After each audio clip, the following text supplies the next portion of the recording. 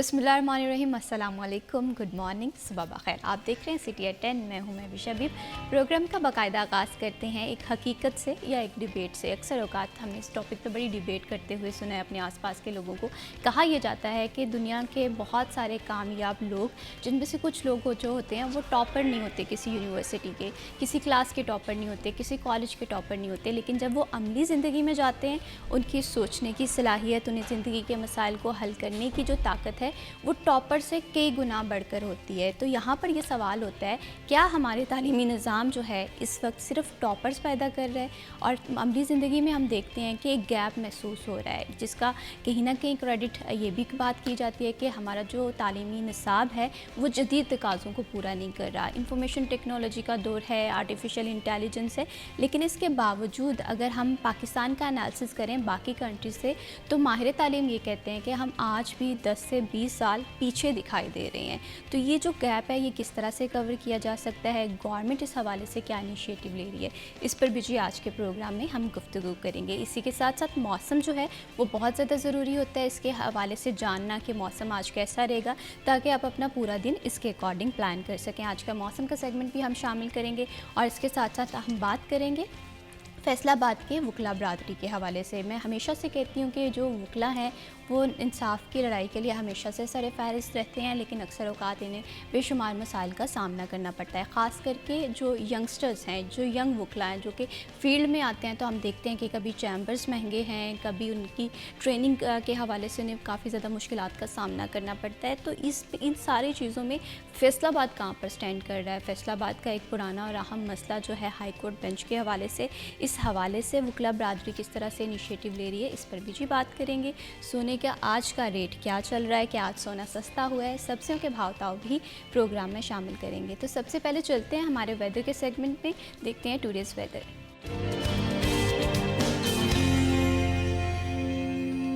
फैसलाबाद के मौसम के हवाले से बात करें तो फैसलाबाद में जो सर्दी की शिद्दत है उसमें काफ़ी हद तक इजाफा दिखाई दे रहा है। सुबह के औकात में हम देखते हैं ठंडी हवाएं चल रही होती हैं, रात के औकात में भी मौसम जो है वो कदरे ठंडा महसूस हो रहा होता है। इसके साथ साथ बहुत सारे इलाकों में हल्की फुल्की धुंध का भी राज जो है वो हमें दिखाई देता है। आज का मौसम किस तरह से रहेगा, मरियम रज़ा हमारे साथ मौजूद हैं। जी मरियम, तफसीलात से आगाह कीजिएगा। फैसलाबाद के मौसम के हवाले से बात करें तो शहर के अंदर और इसके गिरदोनवा के अंदर धुंध जो है वो महसूस नहीं होती, जबकि मोटरवे पे इस वक्त धुंध के डेरे हैं, जिसकी वजह से मुतअद्दिद मोटरवे को अहम शहराओं से जो है वो बंद किया गया है। और जिस तरह से ही धुंध के ढेरे छटेंगे तो दोबारा से मोटरवे को दोबारा खोल दिया जाएगा।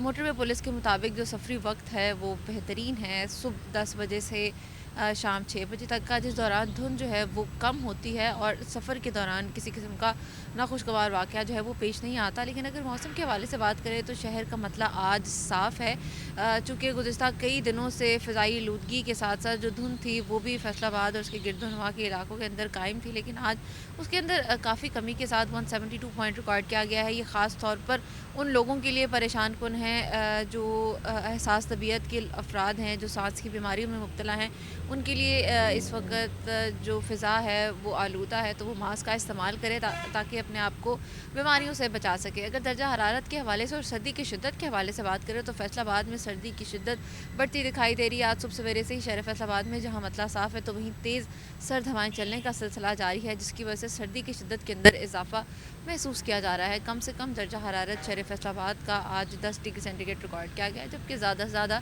21 डिग्री रहने का इम्कान है। हवा में नमी का तनासुब शहर फैसलाबाद में आज 90% है, जबकि हवाएं 4 किलोमीटर फ़ी घंटा की रफ्तार से चल रही हैं और आइंदा 24 घंटों के अंदर बारिश का तो कोई इम्कान नहीं है।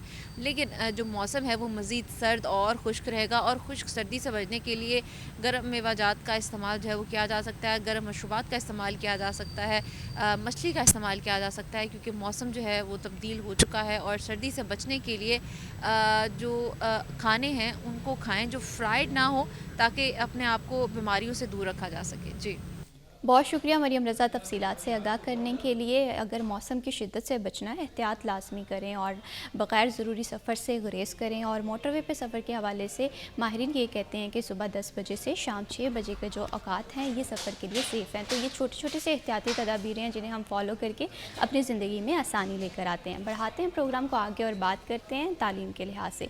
बहुत सारे लोग ये कहते हैं कि तालीम का और कामयाबी का जो ताल्लुक़ है वो सोच विचार से है, लेकिन आज के दौर में हम देखते हैं कि हम हमारे स्टूडेंट्स को एक लिमिटेड सोच, एक अप्रोच के तहत जो है वो कैद कर देते हैं। वो सिर्फ नंबर्स की दौड़ है।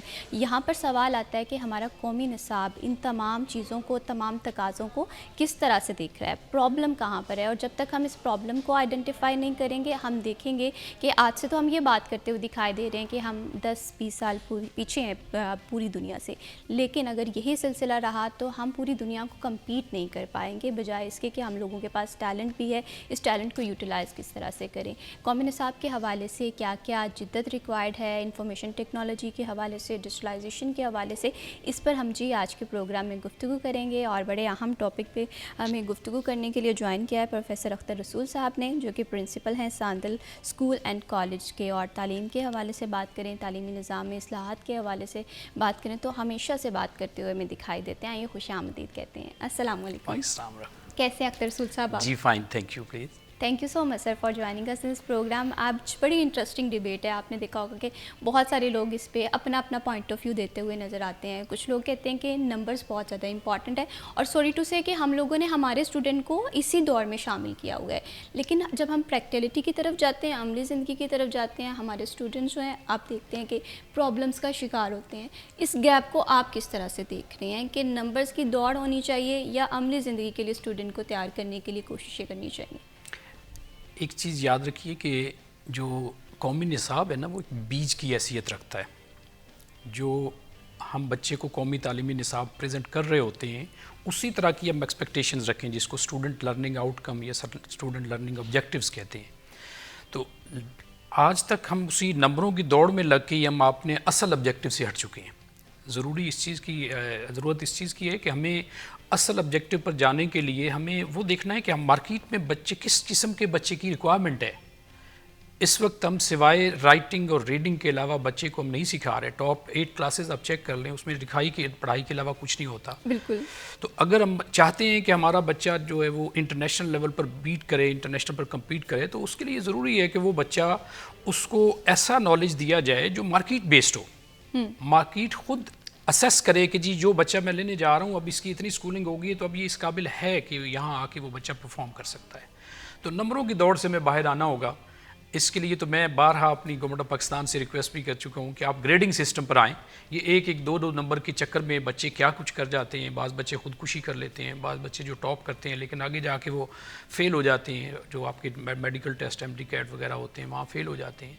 तो ये नंबरों की दौड़ से मैं बाहर। मैं सोशल मीडिया पे खबरें गर्दिश करते हुए भी दिखाई दे रही थी कि अब जो है मैट्रिक में भी जिद्दत आ गया। अब हुकूमत ये सोच रही है कि ज़राअत के पेशे को भी हमने इसमें ऐड करना है, फैशन को भी इसमें हमने ऐड करना है।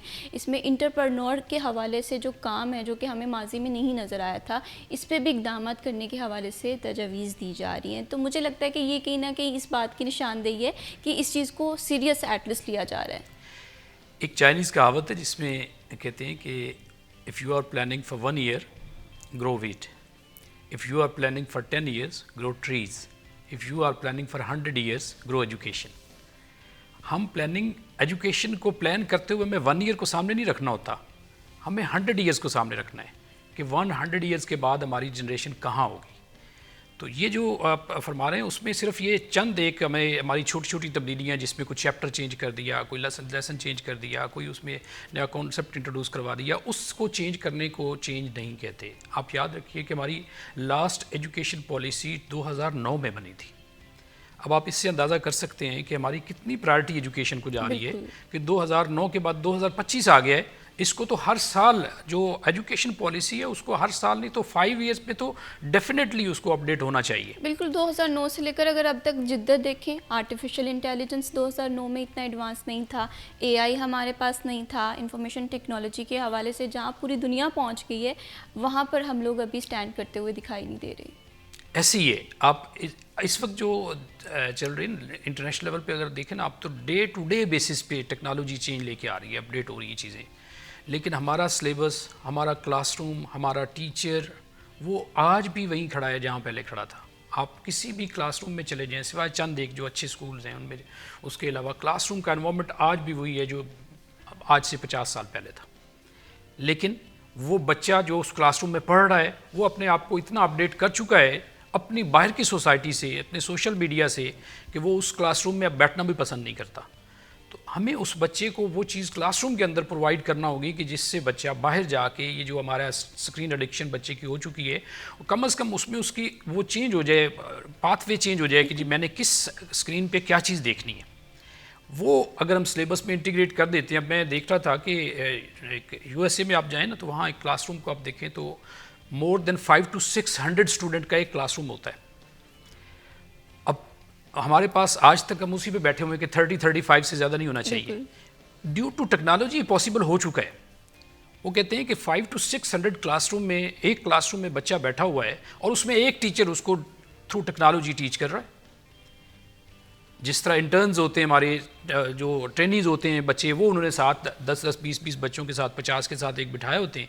वो उन बच्चों को एक ट्यूटर के तौर पर टीच कर रहे होते हैं और एक टीचर पूरी क्लास को लेकर चल रहा होता है। लेकिन हमें आज तक ये रियलाइज़ नहीं हुआ कि हमें अपने क्लासरूम का एनवायरनमेंट अगर हम चेंज नहीं करेंगे तो हम आगे कैसे बढ़ेंगे। बिल्कुल, ये बात आपने बिल्कुल ठीक है। अगर हम एनवायरनमेंट के हवाले से बात करते हैं तो आपने देखा होगा कि क्लासरूम का एनवायरनमेंट बहुत सारे स्कूल्स में अच्छा भी है, लेकिन अगर हम गवर्नमेंट सेक्टर में बात करें तो आज भी कहीं ना कहीं हम लोग रिसोर्सेज की कमी का शिकार है। बहुत सारे ऐसे स्कूल्स होंगे जहाँ पर टीचर्स की तादाद पूरी नहीं होगी। अगर टीचर्स की तादाद पूरी है तो क्लासरूम का एनवायरनमेंट ऐसा नहीं होगा कि स्टूडेंट सवाल कर सके। हम आज के स्टूडेंट को ये कॉन्फिडेंस ही नहीं देते कि वो उठ के सवाल कर सके। ये चीज़ जो है ना जी, ये तब आ सकती है जिस वक्त हम इंटरेक्टिव स्टूडेंट सेंटर्ड क्लासरूम बनाएं। इस वक्त तक हमारा टीचर सेंटर्ड क्लासरूम है। जब स्टूडेंट सेंटर्ड क्लासरूम बनेगा तो बच्चा क्वेश्चन करेगा, और यही असल में लर्निंग है। ये हमारे मेरा ख्याल इस वक्त तो हमारा रिसर्च का सिस्टम बहुत कमज़ोर है, जिस वजह से आज तक हम अपने असेसमेंट सिस्टम को, हमारे एजुकेशन सिस्टम को हम इम्प्रूव नहीं कर पाए। क्योंकि अगर रिसर्च अच्छी हो रही होती तो इस वक्त हमारी असेसमेंट सिस्टम को चेंज हो जाना चाहिए था। आप चेक करें तो इस वक्त मेरी लाइफ 54 ईयर्स हो चुकी है, जिसमें 2 टाइम असेसमेंट सिस्टम चेंज हुआ है। हमारे होते हुए होता था कि जी 10 क्वेश्चंस होंगे, जिसमें से आपने 7 या 8 में से आपने 5 सॉल्व करने और 20 मार्क्स का एक क्वेश्चन होगा। इस वक्त उसका एक बन के आ गया कि अब आपके ये ऑब्जेक्टिव होगा, ये सब्जेक्टिव होगा, और ये जबकि टेक्नोलॉजी की वजह से इस वक्त तो असेसमेंट सिस्टम आपके टिप्स पर है। बिल्कुल, आप क्लासरूम के अंदर बैठ के एक टेस्ट आप सॉल्व करते हैं और आपके सामने रिजल्ट आ चुका होता है। ये मैं अभी फ़िज़ाइया कॉलेज मनास में था, तो वहाँ एक सिस्टम मैंने इंट्रोड्यूस फर्स्ट टाइम करवाया पाकिस्तान एयरफोर्स में, जिसमें बच्चा अपने क्लिकर्स के थ्रू अपना टेस्ट कर रहा है और वो सामने स्क्रीन पे देख रहा है कि इतना टाइम हो गया, मैंने कितने क्वेश्चन किए और मेरे कितने मार्क्स हैं, कितने ठीक हैं, कितने गलत हैं। That's really amazing. और यही वो तकाज़े हैं जो कि पूरी दुनिया जिस पे काम कर रही है। हम यूरोप की एग्जांपल्स देते हैं, हम यूनाइटेड किंगडम की एग्जांपल देखते हैं, लेकिन जब बात आती है हम अपनी पॉलिसीज़ को इंट्रोड्यूस करवाएं, उसे इम्प्लीमेंट करें, तो कहीं ना कहीं स्टेक होल्डर्स की मशावरत के फीडबैक का जो हिस्सा होता है वो मिसिंग होता है, जिसकी वजह से जो आउटकम्स हम चाह रहे होते हैं हमारे स्टूडेंट से वो हमें नहीं मिल रही होती। फर्दर भी इस टॉपिक पर गुफ्तगू करेंगे। वक्त हुआ जी ब्रेक का, स्टे विद अस।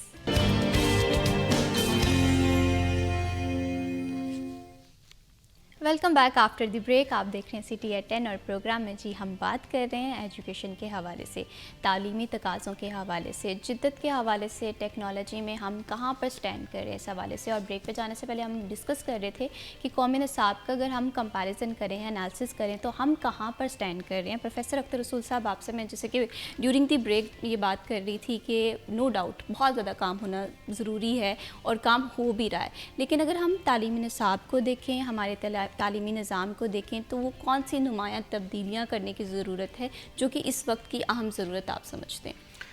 उसमें 2 चीज़ें मैं कहूँगा। एक, integration of technology into education. जितनी ज़्यादा इंटीग्रेशन हम कर सकते हैं, इंटीग्रेट कर सकते हैं, हमें करनी चाहिए। नंबर 2 पे lack of technical education. Technical education जो है वो हमारे पास ना होने के बराबर है। आप चेक कीजिए, मार्केट में एक बच्चा हमारे पास मास्टर्स करके आता है या ग्रेजुएशन करके आता है, वो किसी काबिल नहीं होता सिवाय इसके वो कहता है मैं ग्रेजुएट हूँ या मैं मास्टर हूँ। लेकिन क्या ही अच्छा हो कि अगर एक बच्चे को हम लेवल्स बना देते हैं कि एक बच्चा 5 के लेवल तक होगा, तो अब तो रोबोटिक्स और इस टाइप की बड़ी मॉडर्न चीज़ें आ चुकी हैं। वो बच्चा कहता है कि जी मैं ये चीज़ बना सकता हूँ। 8 तक बच्चा जाता है, वो कहता है जी मैं मोबाइल फ़ोन की रिपेयरिंग कर सकता हूँ, मैं इलेक्ट्रिसिटी की रिपेयरिंग कर सकता हूँ, मैं इस काबिल हूँ कि घर में जो मेरी डेली रूटीन की चीज़ें इस्तेमाल की हैं मैं उनको ठीक कर सकता हूँ। तो इससे एक बहुत बड़ा रेवोल्यूशन आएगा एजुकेशन में। बिल्कुल। हमारा बच्चा जो है वो इस काबिल हो जाएगा। अगर फॉर एग्जांपल जो अगर आप किसी भी घर का बजट चेक करें कि वो घर की मेंटेनेंस पे कितना पैसा खर्च करते हैं, अगर वही मेंटेनेंस थ्रू स्टूडेंट्स हो जाती है, बच्चे अपने घरों में वो काम सीख रहे हैं, कॉलेज वाले उसको गाइड कर रहे हैं, स्कूल वाले उसको गाइड कर रहे हैं। सिर्फ ज़रूरत इस चीज़ की है कि हमें अपने निसाब में इस चीज़ को इंटीग्रेट करना होगा, प्रमोशन ऑफ टेक्नोलॉजी एजुकेशन और प्रमोशन ऑफ टेक्निकल एजुकेशन। बिल्कुल इसी तरह से, और अगर हम ये जिद्दत अपने तालीमी निज़ाम में लेकर आएंगे, हम देखेंगे कि बेहतरी है। और वैसे भी तालीम वो ज़ेवर है जो कभी चोरी नहीं होता, जो कि इंसान को हर ज़िंदगी के हर सेक्टर में, ज़िंदगी में किसी भी उम्र में आप पहुंच जाएं, आपको हमेशा से हेल्प आउट करता है। प्रोफेसर अख्तर रसूल साहब, अभी जैसे हम बात कर रहे हैं कि हमारे तालीमी निज़ाम में सोच विचार की कमी है, बच्चों को अपनी ज़िंदगी के लिए तैयार नहीं किया जाता। आपने देखा होगा कि हमारे यहाँ आजकल ऐसा हो रहा है कि बच्चों को मेंटली तौर पे हम रिलैक्स नहीं कर पा रहे। आपने देखा होगा रिसेंटली भी ऐसा कोई वाक़या आपने देखा है कि एक स्टूडेंट ने सुसाइड अटेम्प्ट कर ली है। ये बहुत ज़्यादा हमारी, जिसे कहते हैं कि तालीमी निज़ाम का फेलियर है कि हमारे बच्चे मेंटली तौर पर रिलैक्स नहीं फ़ील कर रहे होते। एजुकेशन जो है वो इंसान को एक बेहतर इंसान बनाती है। इस हवाले से आप क्या पॉइंट ऑफ व्यू रखते हैं? ये जो सारी स्ट्रेस है ना, सिर्फ वो उस जिस तरह शुरू में आपने बात की थी ना, मार्क्स की दौड़। वालिदैन अपने बच्चे के हवाले से चाहते हैं कि मेरे बच्चे को बहुत ऊंचा जाना है, उसको डॉक्टर बनना है, उसको इंजीनियर बनना है, उसको आर्म फोर्सेस में कोई अफसर बनना है। अगर बच्चे के अंदर एक्टर बनने की सलाहियत है तो उसको एक्टर बनाओ ना। अगर बच्चे के अंदर इंजीनियर बनने की सलाहियत है तो उसको इंजीनियर बनाओ। ऐसी कोई असेसमेंट, ऐसा कोई क्राइटेरिया नहीं है जिसके मुताबिक हम वो चेक करके उस बच्चे को उस फील्ड में लेके जाएं जिसमें उसकी इंटरेस्ट है। जब हम उस इंटरेस्ट से हटा के उसको अपनी मर्ज़ी से ड्राइव करने की कोशिश करते हैं और फिर उसे टारगेट दे देते हैं कि तुमने जाना भी यहाँ तक है। एक बच्चा है जो मैथ से भागता है, आप उसे कहते हैं तुमने इंजीनियर बनना ही बनना है, तो स्ट्रेस नहीं होगी तो क्या होगा? बिल्कुल। और इस सबसे बड़ी बात ये है कि प्रोफेसर अख्तर रसूल साहब, इस स्ट्रेस को कॉप अप करने का तरीका हम अपने बच्चे को नहीं बता रहे हैं। आपने देखा होगा कि एक इंसान है, वो 16 ईयर की एजुकेशन हासिल करके जब यूनिवर्सिटी से निकलता है, यूनिवर्सिटी में उसने बड़े गोल्डन ड्रीम्स देखे होते हैं कि बाहर की दुनिया बड़ी खूबसूरत है, वो जाएंगे, डिग्री लेंगे और जॉब मिल जाएगी। और जब वो इस तरह से नहीं होता तो वो फेलियर का शिकार होता है। उस फेलियर से डील कैसे करना है, ये कॉप अप करना नहीं सिखाया जा रहा। असल में ना, जिस वक्त आप एजुकेशन बच्चे की शुरू करते हैं ना, उस वक्त एक बड़ी ज़बरदस्त किस्म के ग्रूमिंग प्रोग्राम हमारा होना चाहिए। वो हमारे पास मिसिंग है। आप चेक करें ना, तो मैं अगर अपनी क्वालिफ़िकेशन को पीछे मुड़ के देखता हूँ तो ईमानदारी के हवाले से हमें पढ़ाया गया कि ईमानदारी बेहतरीन हिकमत अमली है। आप यकीन करें 50 साल के बाद मुझे समझ आई है कि हिकमत अमली लफ्ज़ क्या है। इस एक लफ्ज़ में वो सारी जो स्टोरी थी, इस एक लफ्ज़ के ज़रिए हमें बनाया जाना था, लेकिन हमें बताया गया, बनाया नहीं गया। बिल्कुल। पाकिस्तान एयरफोर्स का बड़ा खूबसूरत एजुकेशन सिस्टम है जिसमें उन्होंने बच्चे को इस हवाले से थोड़ा सा स्ट्रेस फ्री रखने के लिए इनिशियल क्लासेस में, आप हैरान होंगे कि क्लास 3 तक उनके पेपर्स नहीं होते थे। बाद में उस सिस्टम को चेंज कर दिया गया, मेरे तो 2024 में आ गया था, लेकिन उससे पहले इनका class play group, nursery, prep 1, 2 और 3 तक कोई पेपर नहीं, कोई डेट शीट नहीं होती थी। बच्चा स्ट्रेस फ्री होकर आता था, उसको वो नंबरों वाली दौड़ नहीं होती थी। क्या हर्ज बनता है कि अगर बच्चा प्ले ग्रुप से क्लास 5 तक बेशक बगैर एग्जाम के चला जाए, कोई ऐसी बात नहीं है, कोई नुकसान नहीं होगा बच्चे का।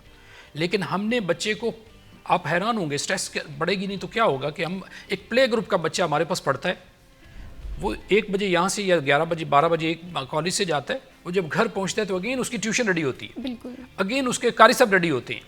अब वो बच्चे जिसने अलिफ बे पढ़नी थी, क्लासरूम में आगे खेलना था, उसको क्लासरूम से अब नफरत होना शुरू हो जाती है।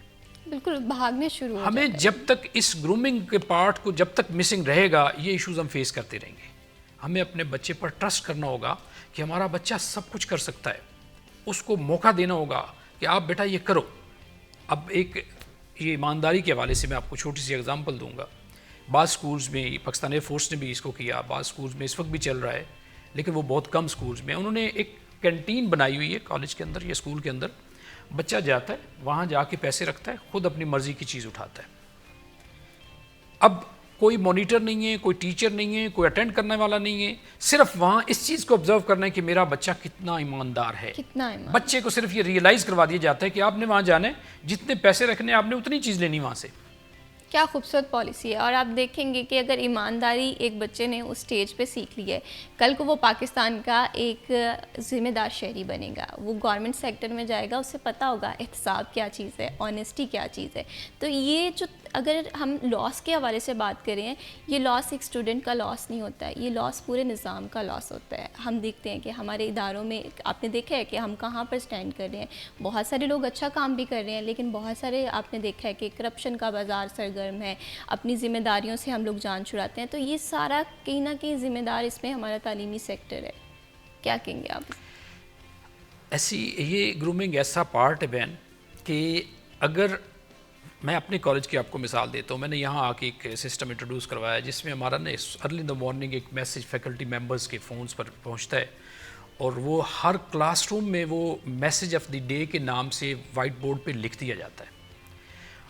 अब हर टीचर जिसने क्लास ज्वाइन करनी है उसने उस टॉपिक पे 1 मिनट के लिए बात करनी है। आप इससे अंदाज़ा करें कि एक अगर ईमानदारी के हवाले से या सच बोलने के हवाले से एक मैसेज आज हमने लिखा है और वो 8 पीरियड बच्चे पढ़ता है और 8 पीरियड के दौरान 8 टीचर्स जो आते हैं वो उस पर बात करते हैं, तो कहीं ना कहीं किसी न किसी बच्चे के ज़हन में वो चीज़ बैठ जाएगी। बच्चे की ग्रूमिंग के हवाले से जब तक हम ऐसे इक़दाम नहीं करेंगे कि हमारा बच्चा सच बोलने के अलावा कोई ऑप्शन ही नहीं है, वो इस पे चला जाए कि सच बोलने के अलावा कोई ऑप्शन ही नहीं है, ईमानदारी के अलावा कोई ऑप्शन ही नहीं है, क्लीनलीनेस के हवाले से कोई ऑप्शन ही नहीं है। हमारे बच्चा कैंटीन पे जाता है, वो जाके वहाँ से चीज़ खरीदता है, उधर ही रैपर फेंक देता है। अब अगर वो वहाँ फेंक रहा है तो इसका मतलब वो मोटरवे पे जाएगा, वहाँ भी फेंकेगा। वो जहाँ जाएगा वहीं पे वो उस तरह का, अगर उसे कॉलेज वाले कॉलेज के अंदर और घर वाले घर के अंदर ये आदत डाल रहे हैं कि बेटा you have to keep your bedroom neat and clean, college वाले कहते हैं you have to keep your classroom neat and clean, तो बच्चे को रास्ते में चलने पे वैसी ही आदत पड़ जाएगी। जब तक हम इन लेवल्स पर बात नहीं करेंगे, इन बच्चों में वो ट्रेनिंग इनकॉर्पोरेट नहीं करेंगे कि वो बिल्ट इन बच्चे ठीक आ रहे हों। बिल्कुल, आपने देखा होगा कि रसूल साहब के जब भी न्यू कवानीन जो है वो इंट्रोड्यूस कराए जाते हैं, कभी ट्रैफिक की सूरत में है, कभी दीगर मामलात में है, तो हम पे चीज़ें इम्पोज्ड की जा रही होती हैं, हम वो चीज़ें अडॉप्ट नहीं कर पा रहे होते। कहीं ना कहीं ये अडॉप्टेबिलिटी जब हम बात करते हैं ये हमारे सोशल कल्चर में उस तरह से नहीं आ रही, घर में नहीं करवाई जा रही, फिर उसके बाद हम स्कूल में आ जाते हैं, स्कूल्स में इस चीज़ को प्रमोट नहीं किया जा रहा। देन हमारा नेक्स्ट स्टेप जो होता है वो कॉलेज होता है, कॉलेज में भी हम जस्ट फॉर 2 ईयर के टाइम फ्रेम में रहते हैं और वहाँ पर भी हम नहीं सीखते, यूनिवर्सिटी आ जाती है। थ्रू आउट ये चीज़ें जो है ये हमारी ज़िंदगी में साथ साथ चलती रहती है, जिसकी वजह से फेलियर आ जाता है। तो इसमें 2 इंपॉर्टेंट एंटिटीज़ हैं, एक हमारे पेरेंट्स हैं और एक हमारे टीचर्स हैं। दोनों का रोल मॉडल होना बहुत ज़रूरी है। लेकिन मुझे ये लगता है बहुत लोग अच्छा काम भी कर रहे हैं, लेकिन रोल मॉडल बनने के लिए जो क्वालिटीज़ होनी चाहिए वो हम शो ऑफ नहीं करवा पा रहे। आप क्या कहेंगे? उसकी वजह ये है कि हमें एक ऐसा निसाब दे दिया गया है जिसमें हमें पता है कि हमने अगर नंबर ना लिए तो हम फेल हैं, और अगर हम फेल हो गए तो हम ज़िंदगी में फेल हैं। मैं भी अपने कॉलेज में कार्ड इंट्रोड्यूस करवाने जा रहा हूँ जिसको कैरेक्टर कार्ड हम कहेंगे। अब उस कैरेक्टर में हम ये चीज़ें मेंशन करेंगे, जिस तरह सिलेबस में आपने नंबर रखे हुए हैं ना कि इस किताब के केमिस्ट्री के इतने नंबर होंगे, मैथ्स के इतने नंबर होंगे, फिजिक्स के इतने नंबर होंगे। मैंने बच्चों से कहा बेटा मैं उसमें कैरेक्टर्स के नंबर रखूँगा, ईमानदारी के इतने नंबर होंगे, सच बोलने के इतने नंबर होंगे, सफाई रखने के इतने नंबर होंगे। तो वो चीज़ें जब तक हम बच्चे को, जिस वक्त हम उसके सामने किताब रख रहे हैं कि बेटा इसको पढ़ना है, तो वो तो इधर उधर सोचेगा ही नहीं। लेकिन अगर वो किताब खोलता है और किताब के अंदर ही उसे लिखा हुआ मिलता है कि नहीं मैंने अगर झूठ बोला तो मेरे नंबर कट जाएंगे, जब तक इस तरह का डेवलपमेंट बच्चे के अंदर नहीं आएगी तब तक हम उस लाइन में खड़े नहीं हो सकते जिसको रियल पाकिस्तान कहा जाता है। पाकिस्तान एक इस्लामी मुल्क है, यहाँ पूरी दुनिया को एक्सपेक्ट करनी चाहिए बिल्कुल कि मेरे पाकिस्तान का हर बच्चा सच्चा है, मेरे पाकिस्तान का हर बच्चा ईमानदार है। जब यहाँ से वो बीज बोया जाएगा, इस लेवल से एक स्कूल से शुरू किया जाएगा, तो यकीन करें जब वो पौधा निकलेगा तो वो 100 ईयर्स तो दूर की बात है, 10 to 15 ईयर्स के बाद आपके पाकिस्तान का कल्चर ही चेंज हो चुका होगा। बिल्कुल। और जब भी हम बदलाव के हवाले से बात करते हैं, जब भी हम रिफ़ॉर्म्स के हवाले से बात करते हैं, तो ये कोई एक दिन की बात नहीं है, इस पे हमें टाइम लगेगा। लेकिन बात ये है कि हमें वक्त रहते ये सारी चीज़ें करनी होगी, क्योंकि we are already very late. अगर हम आज के तकाज़ों को पूरा नहीं करेंगे तो हम देखेंगे कि आने वाला जो टाइम है, आज के दौर में इंटॉलरेंस भी है, कवानीन को फॉलो भी नहीं किया जा रहा, तो आने वाले दौर जो है वो इससे भी बदतरीन हो सकता है। चाहे इसके कि हम अपना टाइम वेस्ट करें, तालीमी निज़ाम में बेहतरी के हवाले से क्या क्या इक़दामात मज़ीद किए जा सकते हैं, इस पर बात करेंगे। वक्त हुआ जी ब्रेक का, स्टे विद अस।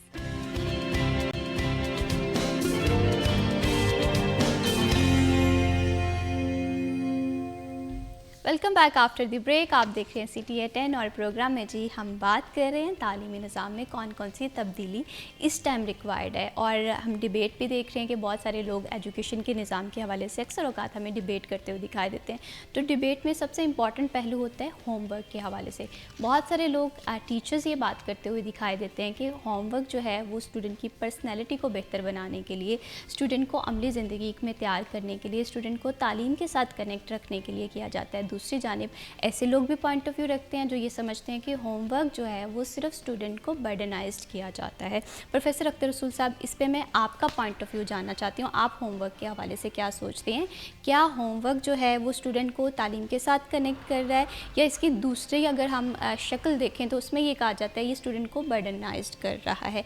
आप इस चीज़ को किस तरह से देखते हैं? क्योंकि मैंने भी बहुत होमवर्क किए हुए हैं, आपने भी ज़िंदगी में अपनी क्लास टाइम में होमवर्क किए होंगे। मुझे ये लगता है कि तकाज़े पूरे नहीं हो रहे। आप इस पे क्या ओपिनियन रखते हैं? इस पे मुझे अपनी कौम के टीचर से शिकायत है। जब हम बच्चे को होमवर्क देते हैं तो उस वक्त सिर्फ हमारा वो होमवर्क देने का तरीक़ाकार जो है उससे बच्चे ने घर जाके काम करना होता है। मैं एक एग्ज़ाम्पल आपको देता हूँ कि एक बच्चा है, उसको एक टीचर ने लिख के दे दिया है कि आज हमने माई हॉबी पढ़ा है बेटा, आप इसको घर से लिख कर लाइएगा।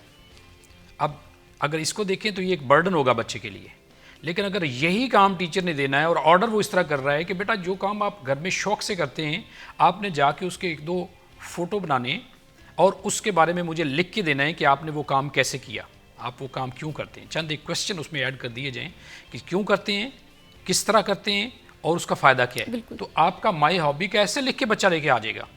लेकिन अब जब वो लिख के आएगा तो उसमें उसने खुद जितना कुछ किया होगा कि वो बच्चा प्लेजर फील कर रहा होगा। ये फर्स्ट टाइम मैंने अपने सांदल कॉलेज में समर ब्रेक का जब टास्क दिया जाता है तो उसमें ये करवाया था कि बच्चों को मैंने कहा जी आप एक्टिविटी बेस्ड होमवर्क दें। वो रिटन और याद करने वाला और लिखने वाला उन कामों में जाने की बजाय बच्चों को एक्टिविटीज़, फॉर एग्जांपल आप कहते हैं कि बच्चों आपने एक दिन जाके किसी भी हॉस्पिटल की इमरजेंसी को विज़िट करना है। अब ये भी एक होमवर्क है, बिल्कुल। लेकिन जो चीज़ बच्चा वहाँ से वो सीख के आएगा और घर आके लिखेगा तो आप यकीन करें कि आपके बड़े बड़े ऐसे पीछे रह जाएंगे और उस बच्चे का वो होमवर्क जो है वो उसको प्लेजर भी फील हो रही होगी और वो रियलाइज़ भी कर रहा होगा। जब तक हमारे होमवर्क में या क्लास वर्क में एक्टिविटी नहीं आएगी, हमारे बच्चे का स्ट्रेस ख़त्म नहीं होगी। बिल्कुल। और आपने देखा होगा गवर्नमेंट सेक्टर में हम ये चीज़ें बहुत कम करते हैं, प्राइवेट सेक्टर में तो फिर भी कहीं ना कहीं ये चीज़ें जो हैं इस ज़रूरत को महसूस किया जाता है। इसके साथ साथ एग्जामिनेशन अगर पॉइंट ऑफ व्यू के हवाले से बात करें तो इस पर भी बड़े सवालात उठते हैं। बहुत सारे लोग कहते हैं कि हमारा जो एग्जामिनेशन का जो मेथड है, जो तरीक़ाकार है, वो अप टू दी मार्क नहीं है। आप क्योंकि इस फील्ड में एक्सपर्ट भी हैं और आप एक ओपिनियन रखते हैं जिसे लोग देखते भी हैं, जिसे मानते भी हैं, तो आप एजुकेशन के हवाले से अगर एग्जामिनेशन को देखें तो क्या क्या प्रॉब्लम फेस करना पड़ रही है? इसमें मैं इसको एग्जांपल से यूँ समझाऊंगा कि फॉर एग्जांपल आपने यहाँ से ट्रैवल करना है लाहौर के लिए, तो आपको एक टास्क यानी एक करिकुलम या सिलेबस या निसाब दे दिया गया कि आपने लाहौर तक का ट्रैवल करना है, ये आपका आउटकम होना चाहिए। अब अगर तो आपने 3 घंटे का सफ़र है और आप कहते हैं कि मैंने 30 मिनट्स में चेक किया कि जितना ट्रैवल मुझे करना चाहिए था मैंने उतना कर लिया है, ये पहली असेसमेंट थी जो आपको इस चीज़ का यकीन दिला रही है कि आप राइट टाइम पे लाहौर पहुंच जाएंगे। ठीक है।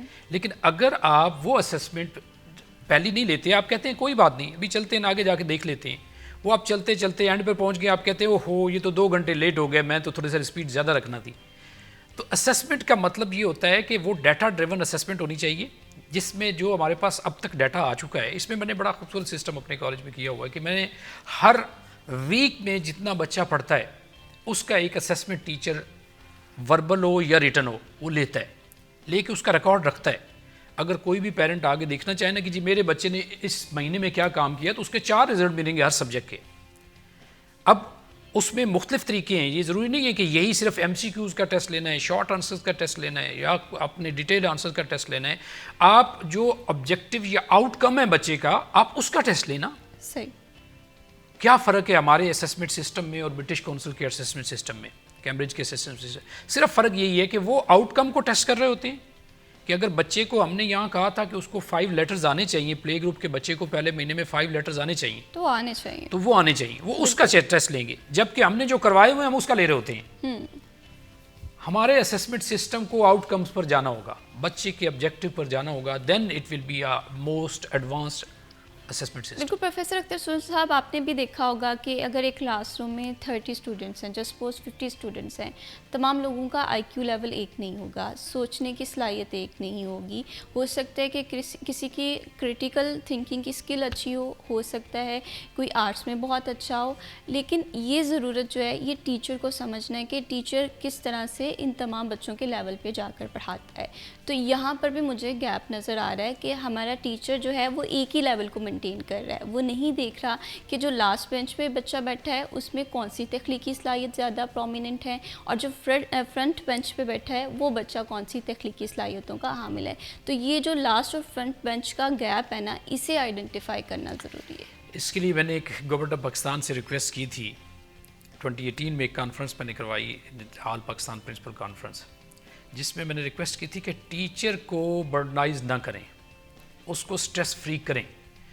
जब टीचर हमारा ट्यूशन से अर्न करके अपने लाइफ को बेहतर बनाने की कोशिश करता है, जब उसके पास वो स्टैंडर्ड नहीं है जिसमें वो रहना चाहता है, तो वो क्लास में आके भी उस तरह कंफर्टेबल नहीं होता। ये मैंने देखा है कि हमारा टीचर क्लासरूम में आए हुए भी मेंटली वो अपसेंट होता है, जिस वजह से वो जो आप फरमा रहे हैं कि ये उसको यूँ करना चाहिए, उसको यूँ करना चाहिए, उसको बच्चे को इस तरह आइडेंटिफाई करना चाहिए, ये सिर्फ वो बच्चा टीचर कर सकता है जो मेंटली फ्रेश हो। सही।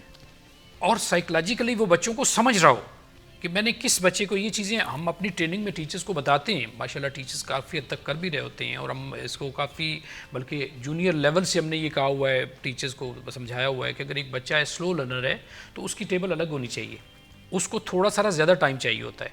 एक बच्चा है थोड़ा अपने तौर पर काम कर लेता है, वो फास्ट है बच्चा, उसको आपने बताया वो कर लेगा काम। तो इस तरीके से जब वो टीचर आइडेंटिफाई करे, उसके लिए ज़रूरी है कि वो टीचर हमारा फ्रेश होकर क्लासरूम में जाए और क्लासरूम में रह के प्रॉपर तरीके से वो 40 मिनट को सही तरीके से एक एक मिनट को यूटिलाइज करे।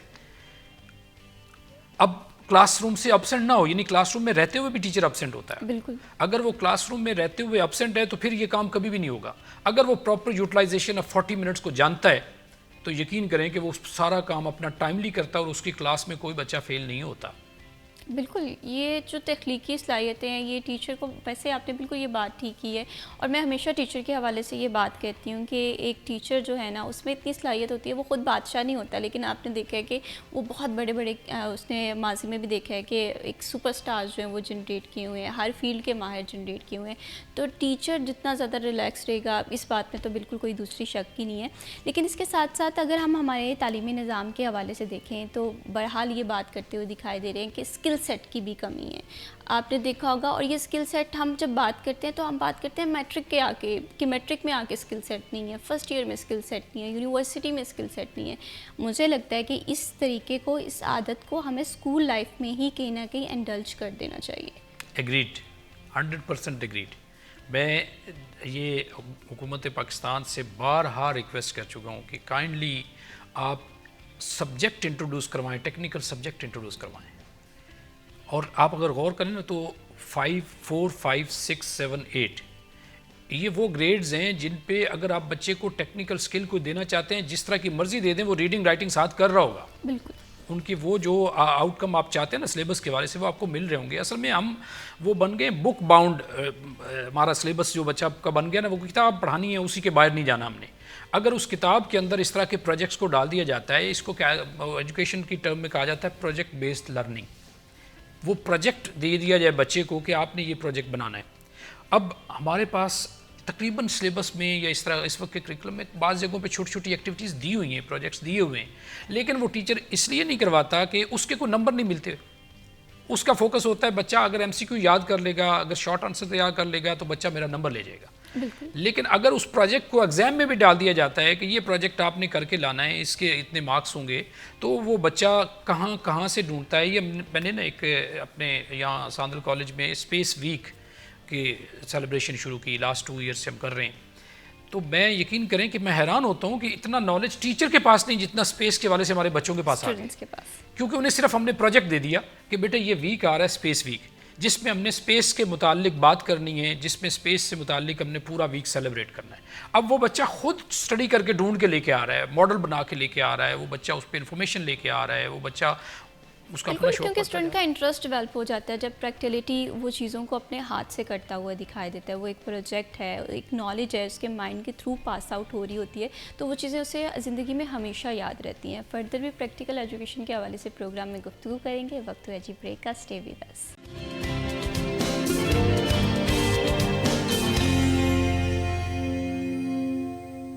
Welcome back after the break. आप देख रहे हैं सिटी एट 10। बढ़ाते हैं जी प्रोग्राम को आगे और बात करते हैं सराफा मार्केट में आज सोने का रेट क्या चल रहा है। सोना एक बार फिर हमें 5000 महंगा होता हुआ दिखाई दे रहा है और एक दफ़ा फिर कुव्वत ख़रीद से एक आम शख्स की बाहर होता हुआ दिखाई दे रहा है। और आज के रेट के हवाले से बात कर लें तो आज 1 तोला रेट जो है मार्केट में कुछ इस तरह से चल रहा है, 4,65,300 रुपये में 1 तोला जो सोना है वो फ़रोख्त किया जा रहा है। और इसी तरह से अगर हम 10 ग्राम के हवाले से बात करें, 3,98,926 रुपये में 10 ग्राम जो सोना है वो फ़रोख्त किया जा रहा है। अगेन अनसर्टन सिचुएशन है और शहरी ये बात करते हुए दिखाई दे रहे हैं कि वेडिंग सीज़न भी है और सोने की कीमत थमने का नाम नहीं ले रही है। हम देख रहे हैं कि जब कीमत कम होती है तो वो बिल्कुल ना होने के बराबर होती है और जब कीमत आसमान से बातें कर रही होती है तो 5-5 हज़ार और एक दिन में 3-3 दफ़ा बढ़ती हुई कीमत भी हमने देखी है। ऐसे में ज्वेलर्स जो हैं वो भी काफ़ी ज़्यादा परेशान दिखाई देते हैं। इन्वेस्टमेंट पॉइंट ऑफ व्यू से देखें, सरमायाकार भी इस टाइम कंफ्यूज हैं कि आया गोल्ड जो है वो सेफ़ इन्वेस्टमेंट है या नहीं है। आने वाले दिनों में सोना सस्ता हो गया तो उनकी इन्वेस्टमेंट डूब जाएगी और महंगे होने के लिहाज से ये बड़ी मिली जुली सी इस टाइम राय पाई जा रही है। आई होप सो कि आने वाले दिनों में सोना जो है वो एटलीस्ट एक मुस्तहकम कीमत पर बरकरार रहे ताकि शहरी जो हैं उन्हें किसी किस्म के मुश्किलात का सामना ना करना पड़े। आज की करेंसी रेट देख लेते हैं जी। आज सबसे पहले यूरो के हवाले से बात करें तो यूरो की बाइंग पावर जो आज के लिहाज से है वो 328.29 रुपये है और 328.8 में बाई किया जा रहा है। और इसी तरह से सऊदी रियाल के हवाले से बात करें, इसकी बाइंग पावर जो है वो 76.69 है और 76.83 में सेल किया जा रहा है। इसी तरह से यूएई दिरहम की कीमत देखें तो बाई किया जा रहा है 76.82 में और सेल आउट किया जा रहा है 76.95 में। यूके पाउंड की कीमत 1 रुपया इजाफे के साथ हमें देखने में मिल रही है 375.39 में बाई किया जा रहा है और 376.6 में फ़रोख्त किया जा रहा है। US डॉलर की कीमत हमें मुस्तकिम दिखाई दे रही है, एक वीक से 280.15 में बाय किया जा रहा है और 280.65 में फ़रोख्त किया जा रहा है। करेंसी की अगर हम रेट का कंपैरिजन करें गुज़श्ता 1 महीने से तो हमें ये देखने में मिल रहा है कि करेंसी के जो रेट हैं वो हमें मुस्तकिम दिखाई दे रहे हैं, स्टे इन पे लग रहा है। लेकिन जो वो गोल्ड का रेट है वो हमें अनसर्टन दिखाई दे रहा है, कभी हमें बहुत ज़्यादा महंगा होता हुआ दिखाई दे रहा है और कभी बहुत कम कीमत जो है वो सोने की कम होती हुई दिखाई दे रही है। आने वाले दिनों में क्या रहते हैं रेट, इस हवाले से भी हम आपको आगाह करते रहेंगे। बढ़ाते हैं जी प्रोग्राम को आगे और ब्रेक पर जाने से पहले हम बात कर रहे थे पाकिस्तान के तालीमी निज़ाम के हवाले से। जिद्दत की ज़रूरत है, डिजिटलाइजेशन की तरफ से हुकूमत बात करती हुई दिखाई देती है जिस पे इक़दामात भी हो रहे हैं, लेकिन ज़रूरत इस चीज़ की है कि वक्त रहते इन सारी चीज़ों को करने की ज़रूरत है क्योंकि हम लोगों ने ऑलरेडी बहुत सारा टाइम वेस्ट कर लिया है। अब जो एक एक लम्हा है ये हमारे एजुकेशन की तंजीम साजी के लिए बहुत ज़्यादा ज़रूरी है। प्रोफेसर अख्तर रसूल साहब, जैसे कि अभी हम ऑफ द रिकॉर्ड बात कर रहे थे कि रिवीजन ऑफ कुरिकुलम बहुत ज़्यादा ज़रूरी है क्योंकि आप इस फील्ड से ताल्लुक़ भी रखते हैं, तो आप क्या सजेस्ट करते हैं ये जो रिवीजन है ये कितने कितने वक्त के बाद होनी चाहिए? और जब भी हम पॉलिसी बनाने के हवाले से बात करते हैं तो मुझे ये लगता है कि स्टेक होल्डर्स में एजुकेशन में वालिदैन, टीचर्स बहुत ज़्यादा ज़रूरी हैं। तो इन तमाम स्टेक होल्डर्स को शामिल किया जाएगा तो हमारी पॉलिसी में क्या बदलाव आएगा? 2006 में फ़र्स्ट टाइम ये SLO बेस्ड लर्निंग जो है ना इसका बताया गया कि जी ये SLOs हमारे होंगे और इसके मुताबिक हमारा कौमी तालीमी निसाब जो है इन SLOs को पूरा करने के लिए होगा। उसके बाद से निसाब में चैप्टर्स और सबक तो चेंज होते रहे। अभी भी आपके सामने स्मार्ट सिलेबस इंट्रोड्यूस करवाया गया, इससे पहले भी, लेकिन उसको प्रॉपर SLOs को रिवाइज़ नहीं किया गया। इस वक्त सबसे पहली ज़रूरत जो हमारी है वो SLOs को रिवाइज़ करना चाहिए कि जहाँ पहले सिर्फ इंजीनियरिंग और टेक्निकल एजुकेशन थी, वहाँ अब एक AI टाइप एजुकेशन आ बिल्कुल। गई, और उसके साथ साथ जो हमारा स्टेम एजुकेशन आ गई। जब तक इन चीज़ों को इंटीग्रेट नहीं करते तब तक हम इस करंट जो सिनेरियो है इसमें हमारे अपने बच्चे उस तरह से तैयार नहीं हो पाते। जहाँ तक इसकी बात है कि उसको कब कब अपडेट करना चाहिए, मैं समझता हूँ कि इसको बाय एनुअली तो डेफिनेटली करना चाहिए। अगर एनुअली ना कर सकें तो बाय एनुअली तो लाजमी करना चाहिए, और उसमें चैप्टर्स को चेंज नहीं करना चाहिए, उन SLOs को चेंज करना चाहिए, उन ऑब्जेक्टिव्स को चेंज करना चाहिए। कि अगर बच्चा ग्रेड 1 में है, आज भी अगर आप 2006 वाला SLO खोल के देखते हैं तो हमारा सारा का सारा करिकुलम जो है वो उसी SLO पे रखा गया है, उसी तरह से बनाया गया है, उन ऑब्जेक्टिव्स के लिए तैयार किया गया है। इस वक्त जितनी दफ़ा 2017 में इन्होंने एजुकेशन पॉलिसी ड्राफ्ट तैयार किया, लेकिन उसके बाद उस पर काम नहीं हो सका। बिल्कुल। तो हमें एक एजुकेशन विंग जो हमारा जो इस वक्त अल्हम्दुलिल्लाह हमारी गवर्नमेंट जो है वो ख़ास तौर पे गवर्नमेंट ऑफ पंजाब बहुत अच्छा काम कर रही है एजुकेशन में, कतई नज़र इसके कि प्राइवेटाइजेशन ऑफ स्कूल्स ये वो उनके प्रोजेक्ट्स हैं वो करते रहे हैं, लेकिन ये है कि फिर भी स्कूल्स का एजुकेशन सिस्टम में एक रेवोल्यूशनरी बिल्कुल। वो कोशिश कर रहे हैं उसमें चेंज करने की।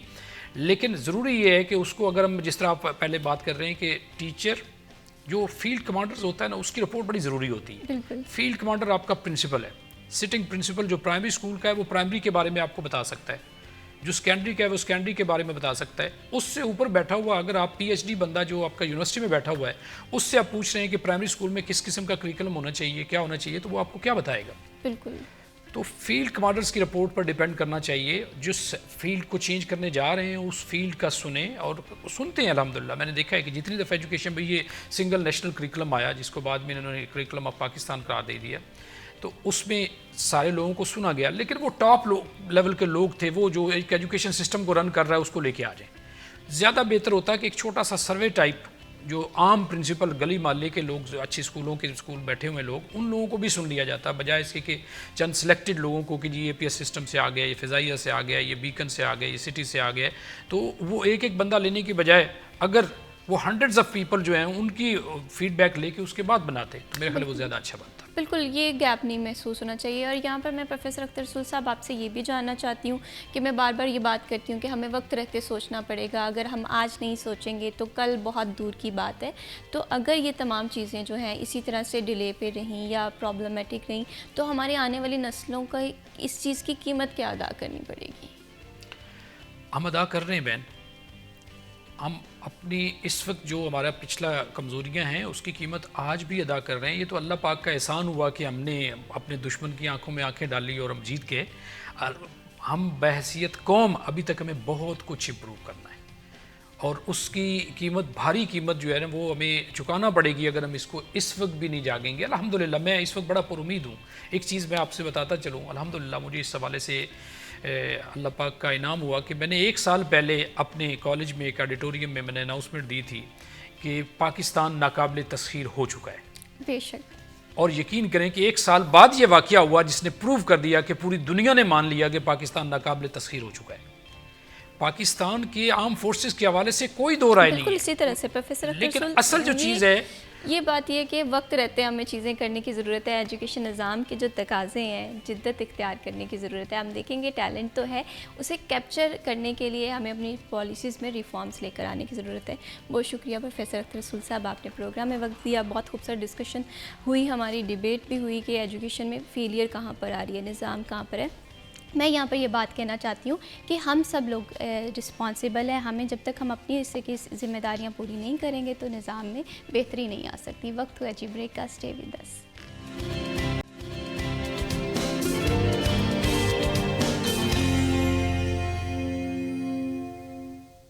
Welcome back after the break. आप देख रहे हैं सिटी एट 10। बढ़ाते हैं जी प्रोग्राम को आगे और बात करते हैं सालगिरह के दिन के हवाले से। आपकी इवेंट्स, आपकी सेलिब्रेशंस हमारे लिए बड़ी इंपॉर्टेंट होती हैं। यही वजह होती है कि हम आपकी सालगिरह को सिटी एट 10 में शामिल करते हैं। अगर आप चाहते हैं कि आपकी सालगिरह को या आपके किसी प्यारे की सालगिरह को हम सिटी एट 10 में शामिल करें तो उसके लिए आपको बर्थडे के हवाले से पिक्चर्स या वीडियोज़ हमें व्हाट्सएप करना होंगी। हम आपकी सालगिरह को शामिल करेंगे सिटी एट 10 में। आज की सालगिरह लिस्ट देख लेते हैं जी। आज जो पहली सालगिरह हमारे पास मौजूद है वो वो है हानिया आसिफ की। Hania, wishing you a very very happy birthday. Allah Taala आपको लंबी ज़िंदगी अता करे, आपकी ज़िंदगी खुशियों से महकती रहे, आप इस दिन को बड़े अच्छे से और अपनों के साथ इसी तरह से सेलिब्रेट करती रहें। देखते हैं ये clip. Happy birthday, happy birthday, happy birthday to you. Happy birthday to you. Happy birthday to you. आज की सेकंड सालगिरह की तरफ बढ़ते हैं जी। किरण शाहिद जो हैं वो अपनी सालगिरह मना रही हैं। Wishing you a very very happy birthday. Allah Taala आपको लंबी ज़िंदगी अता करे, आपकी ज़िंदगी इसी तरह से खुशियों से महकती रहे, आपका हर दिन आपके प्यारों के साथ इसी तरह से हंसते मुस्कुराते गुजरे। देखते हैं ये clip. Happy birthday, happy birthday, happy birthday to you. Happy birthday to you. Happy birthday to you. Break पे जाने से पहले हम बात कर रहे थे एजुकेशन के हवाले से, और मैं एजुकेशन के हवाले से हमेशा से ये बात करती हूँ कि तालीमी निज़ाम में बेहतरी जो है वो किसी एक इंसान की लाइफ के हवाले से नहीं है, वो पूरी सोसाइटी के हवाले से है। हम आज की सोसाइटी के हवाले से बात करते हैं तो सोसाइटी में हम देखते हैं इनटॉलरेंस है, लाकानूनियत है और दीगर बेशुमार मसाइल का हम लोगों को सामना करना पड़ता है। इसकी कहीं ना कहीं ज़िम्मेदारी हम लोगों पे भी आयद होती है, कहीं ना कहीं स्टेक होल्डर्स पे भी आयद होती है। हुकूमती सतह पे भी हम देखते हैं कि कुछ ना कुछ रिस्पॉन्सिबल होते हैं, लेकिन इन तमाम चीज़ों को हम बेहतरी की तरफ लेकर जाने की कोशिश कर सकते हैं। और जब बेहतरी के हवाले से बात करें तो वहाँ पर हम ये नहीं सोचते कि ये किसी एक सेक्टर के काम करने की चीज़ है, वहाँ पर इनफरादी तौर पे देखने की, सोचने की ज़रूरत होती है। अगर हम एक सिंपल सी बात करें, अगर कवानीन के हवाले से बात करें तो कवानीन को फॉलो करना हम सब लोगों की अवलिन तरजीह होनी चाहिए, लेकिन हम देखते हैं कि यहाँ पर भी हम थोड़ा बहुत प्रॉब्लम कर रहे होते हैं। तो कोशिश ये करें कि आप अपने आप को एक रिस्पॉन्सिबल सिटीज़न बनाएं। और एजुकेशन के हवाले से अगर हम दूसरा पॉइंट ऑफ व्यू देखें तो स्किल्स बहुत ज़्यादा ज़रूरी होती हैं, और स्किल्स में भी हमें सेल्फ एनालिसिस करने की ज़रूरत है। आया कि कौन सी स्किल हमारे लिए इम्पॉर्टेंट है या हमारे इंटरेस्ट के अकॉर्डिंग है। आज के दौर में हम देखते हैं कि आर्टिफिशियल इंटेलिजेंस का टाइम है, ज़माना है। हम देखते हैं कि तमाम तर लोग ये बात करते हुए देखते हैं कि आने वाला टाइम जो है वो इंफॉर्मेशन टेक्नोलॉजी का है, लेकिन तमाम तर लोग इस स्कोप में फ़िट नहीं होते। बहुत सारे लोग होंगे जिनकी आर्ट्स में सोचने की सलाहियत बहुत अच्छी होगी, बहुत सारे ऐसे लोग होंगे कि जो कि ग्राफिक डिज़ाइनर बहुत अच्छा बन सकते होंगे, बहुत सारे लोग इंजीनियरिंग में अच्छा परफॉर्म कर पाएंगे। तो ये जो गैप है ये कवर करने की ज़रूरत है। हम एक ही फील्ड को इतना इम्पॉर्टेंट नहीं समझ सकते। अगर हमें माशरे में तरक्की के हवाले से बात करनी है तो ये तमाम ज़रूरियात जो हैं, ये चीज़ें ये आज के दौर में समझने की ज़रूरत है। और इसमें वालिदैन का रोल जो है वो बड़ा इम्पॉर्टेंट होता है। जैसे हम प्रोग्राम में भी बात कर रहे थे कि वालिदैन की तरफ से हमेशा से ये बात की जाती है कि आर्ट्स को उतना ज़्यादा प्रोमिनेंसी नहीं दी जाती एज़ कम्पैरेटिवली। अगर हम बात करें साइंस के हवाले से तो आर्ट्स में हम ये देखते हैं कि बहुत सारे स्टूडेंट जो कि एवरेज होते हैं, जिनका विज़न लिमिटेड होता है, वो भी अच्छा परफॉर्म कर सकते हैं। और कुछ लोग ऐसे होते हैं कि जिनका इंटरेस्ट होता है इस सब्जेक्ट को पढ़ने के लिए, लेकिन वालिदैन की वजह से वो इस सब्जेक्ट को कंटिन्यू नहीं कर पाते। और वालिदैन जो है वो सोसाइटी की नज़र से देख रहे होते हैं कि आने वाले दौर में इसका जॉब मार्केट में स्कोप क्या है। तो कहीं ना कहीं हम सोसाइटी पे भी बात कर रहे होते हैं, वो भी ज़िम्मेदार होते हैं। कहीं ना कहीं वालिदैन को भी ये चीज़ सोचने की ज़रूरत है कि हमारे जो स्टूडेंट है या हमारा जो बच्चा है उसका इंटरेस्ट क्या है। तो जब भी आप अपने स्टूडेंट के हवाले से बात करें, एक टीचर और एक वालिदैन जब अपने बच्चे की पॉइंट ऑफ व्यू से बात करें तो उसका इंटरेस्ट लाजमी देखना चाहिए। बढ़ाते हैं जी प्रोग्राम को आगे और अब बात करते हैं जी रेलवे के हवाले से भी हम देखते हैं कि एक सफरी सहूलत जो है वो अच्छी है, लेकिन इसके साथ साथ अगर हम फैसलाबाद के एयरपोर्ट के हवाले से बात करें तो मौजूदा सिचुएशन क्या है।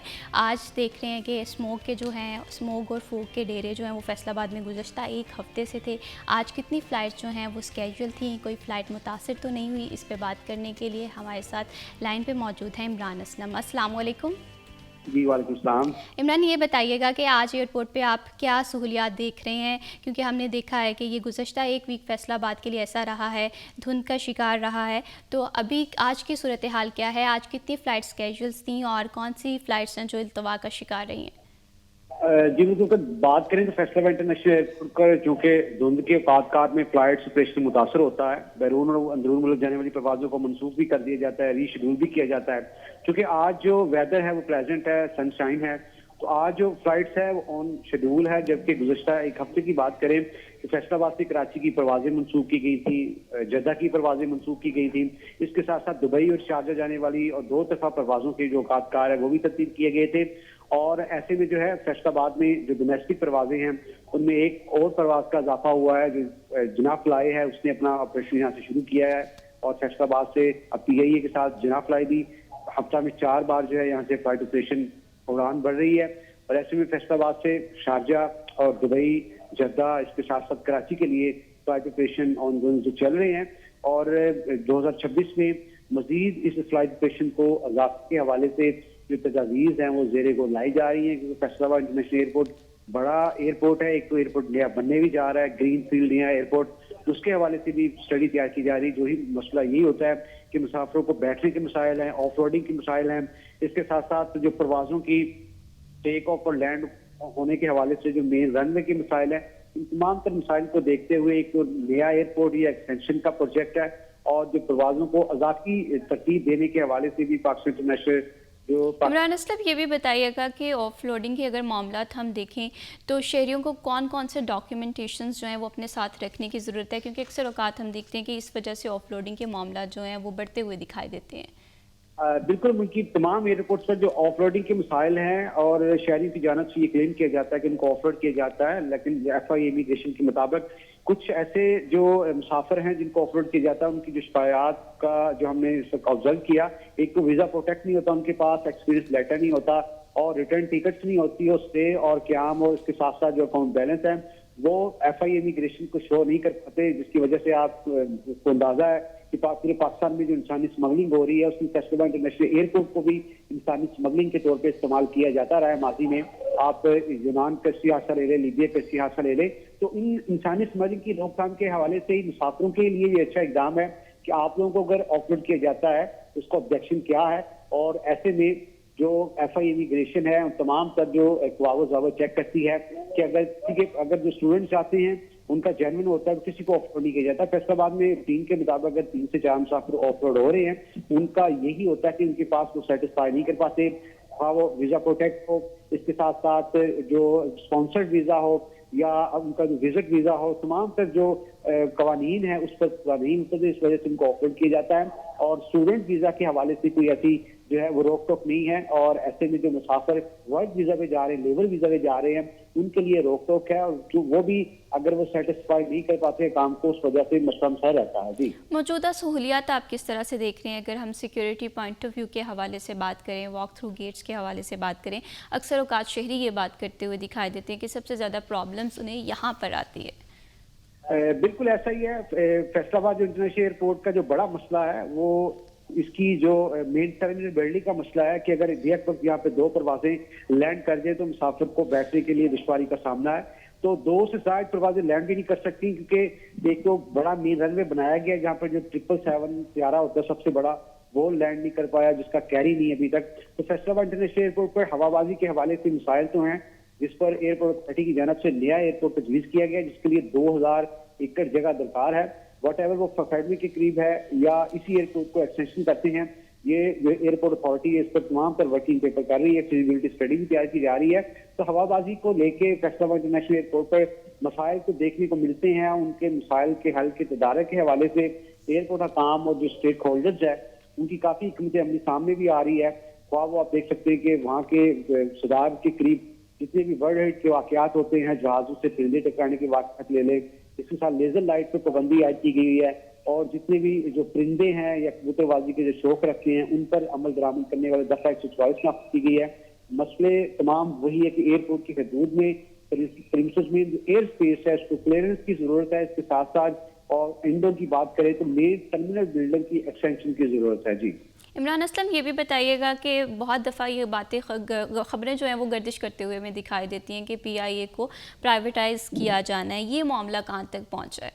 आज फाइनली PIA की निष्कारी है। अब 10:30 से ऑनवर्ड कागजात जमा हो रहे हैं बोली के, 3:30 बजे बोली खोल दी जाएगी। और ऐसे में 4 बड़ी कंस्ट्रक्शन जो बिड्स हैं इसमें हिस्सा ले रही हैं, और 92% जो हिस्सा है रकम का वो PIA पे खर्च करेगा, 7 कौमी खजाने में जमा होगा। जो गुज़श्ता वर्ष लगाई गई थी बोली वो 100 अरब थी, और जिसमें से बिड्स की जानब से 10 अरब लगाई गई थी। अब इस बोली को फिर दोबारा से रिकॉल किया गया। अभी पाकिस्तान इंटरनेशनल एयरलाइन की जो आज बोली है वो 3:30 बजे की जाएगी और बराह रास्त नशर की जाएगी, और तमाम तर जो एसेट्स हैं वो पाकिस्तान इंटरनेशनल एयरलाइन के जो है पास रहेंगे, जबकि जो एडमिनिस्ट्रेशन अमूर है, जो भी बिड्स क्वालिफाई करती है पीआई की, वो बिड्स के हवाले से तमाम तरफ का एडमिनिस्ट्रेशन अमूर चलाएगी। तो पाकिस्तान इंटरनेशनल एयरलाइन ने एक वक्त में ग्रेट पिक्चर 5 विद पीआईए का एक स्लोगन लिए कर रही थी। अभी दोबारा से इसको पांव पर खड़ा करने के हवाले से पीआईए आज निस्कारी कर रही है, और उम्मीद करते हैं कि पाकिस्तान इंटरनेशनल एयरलाइन को दोबारा से अपने पांव पर खड़ा किया जाएगा और पीआई की जो निस्कारी के मराहल में कौमी खजाने को फायदा होगा। इमरान, ये भी बताइएगा कि प्राइवेटाइजेशन के हवाले से जब भी बात की जाती है किसी भी इदारे के हवाले से, तो मुख्तलिफ ओपिनियन पाए जाती हैं कि आया it's a good decision for the right time. इस हवाले से क्या बात की जा रही है? बिल्कुल ऐसा ही है, क्योंकि अगर प्राइवेटाइजेशन की बात करें तो निस्कारी के मराहल में जो एडमिनिस्ट्रेशन अमूर है वो बुरी तरह मुतासर होते हैं, और अगर इंडिपेंडेंट अदारे को करना हो तो गवर्नमेंट की सपोर्ट के बगैर अदारे को इंडिपेंडेंट नहीं किया जा सकता। तो मैं समझता हूँ कि किसी भी इदारे की निस्कारी की बजाय अगर उसको इंडिपेंडेंट किया, गवर्नमेंट अपने असासे को सपोर्ट करे, क्योंकि यही इमेज होता है जो पूरी दुनिया में तो सॉफ्ट इमेज आपका बुलंद करता है। अगर इसी की निस्कारी के मराहल में आप इनको कोरियन के भाव बेचना शुरू कर दे तो आई थिंक ये बड़ा एक असासों के साथ डिप्राइव्ड सलूक आप कह लें कि हो सकता है।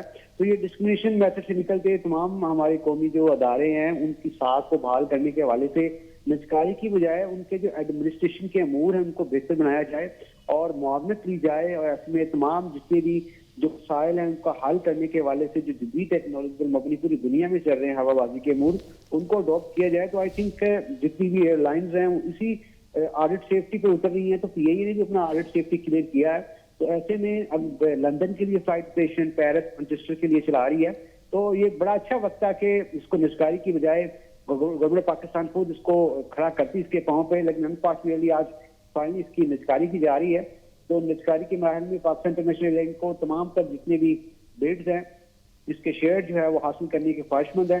तो आई थिंक ये बड़ा एक अच्छा होगा कि पाकिस्तान इंटरनेशनल एयरलाइन को जितनी भी निस्कारी की मिशन है वो तमाम तर एसेट्स, इसके साथ साथ तमाम तर जो इसके तमाम असासे हैं वो उसको ओन करे और पीआईए का जो मोराल है वो दोबारा से बुलंद करे। जी इमरान असलम, ये भी बताइएगा, अगर फैसलाबाद के हवाले से हम बात करते हैं तो फैसलाबाद एक बड़ा शहर है, लेकिन यहाँ पर यूरोप के हवाले से कोई फ़्लाइट ऑपरेशन उस तरह से हमें बहाल होता हुआ दिखाई नहीं दे रहा, और दीगर मामला जो है शहरी हमेशा से ये बात करते हुए दिखाई देते हैं कि उन्हें काफ़ी ज़्यादा मुश्किलात का सामना करना पड़ता है। जी, ये थी फैसलाबाद एयरपोर्ट की मौजूदा सिचुएशन। फर्दर वुकला के मसाइल के हवाले से हम प्रोग्राम में बात करेंगे, लेकिन वक्त हुआ ब्रेक का। स्टे विद अस।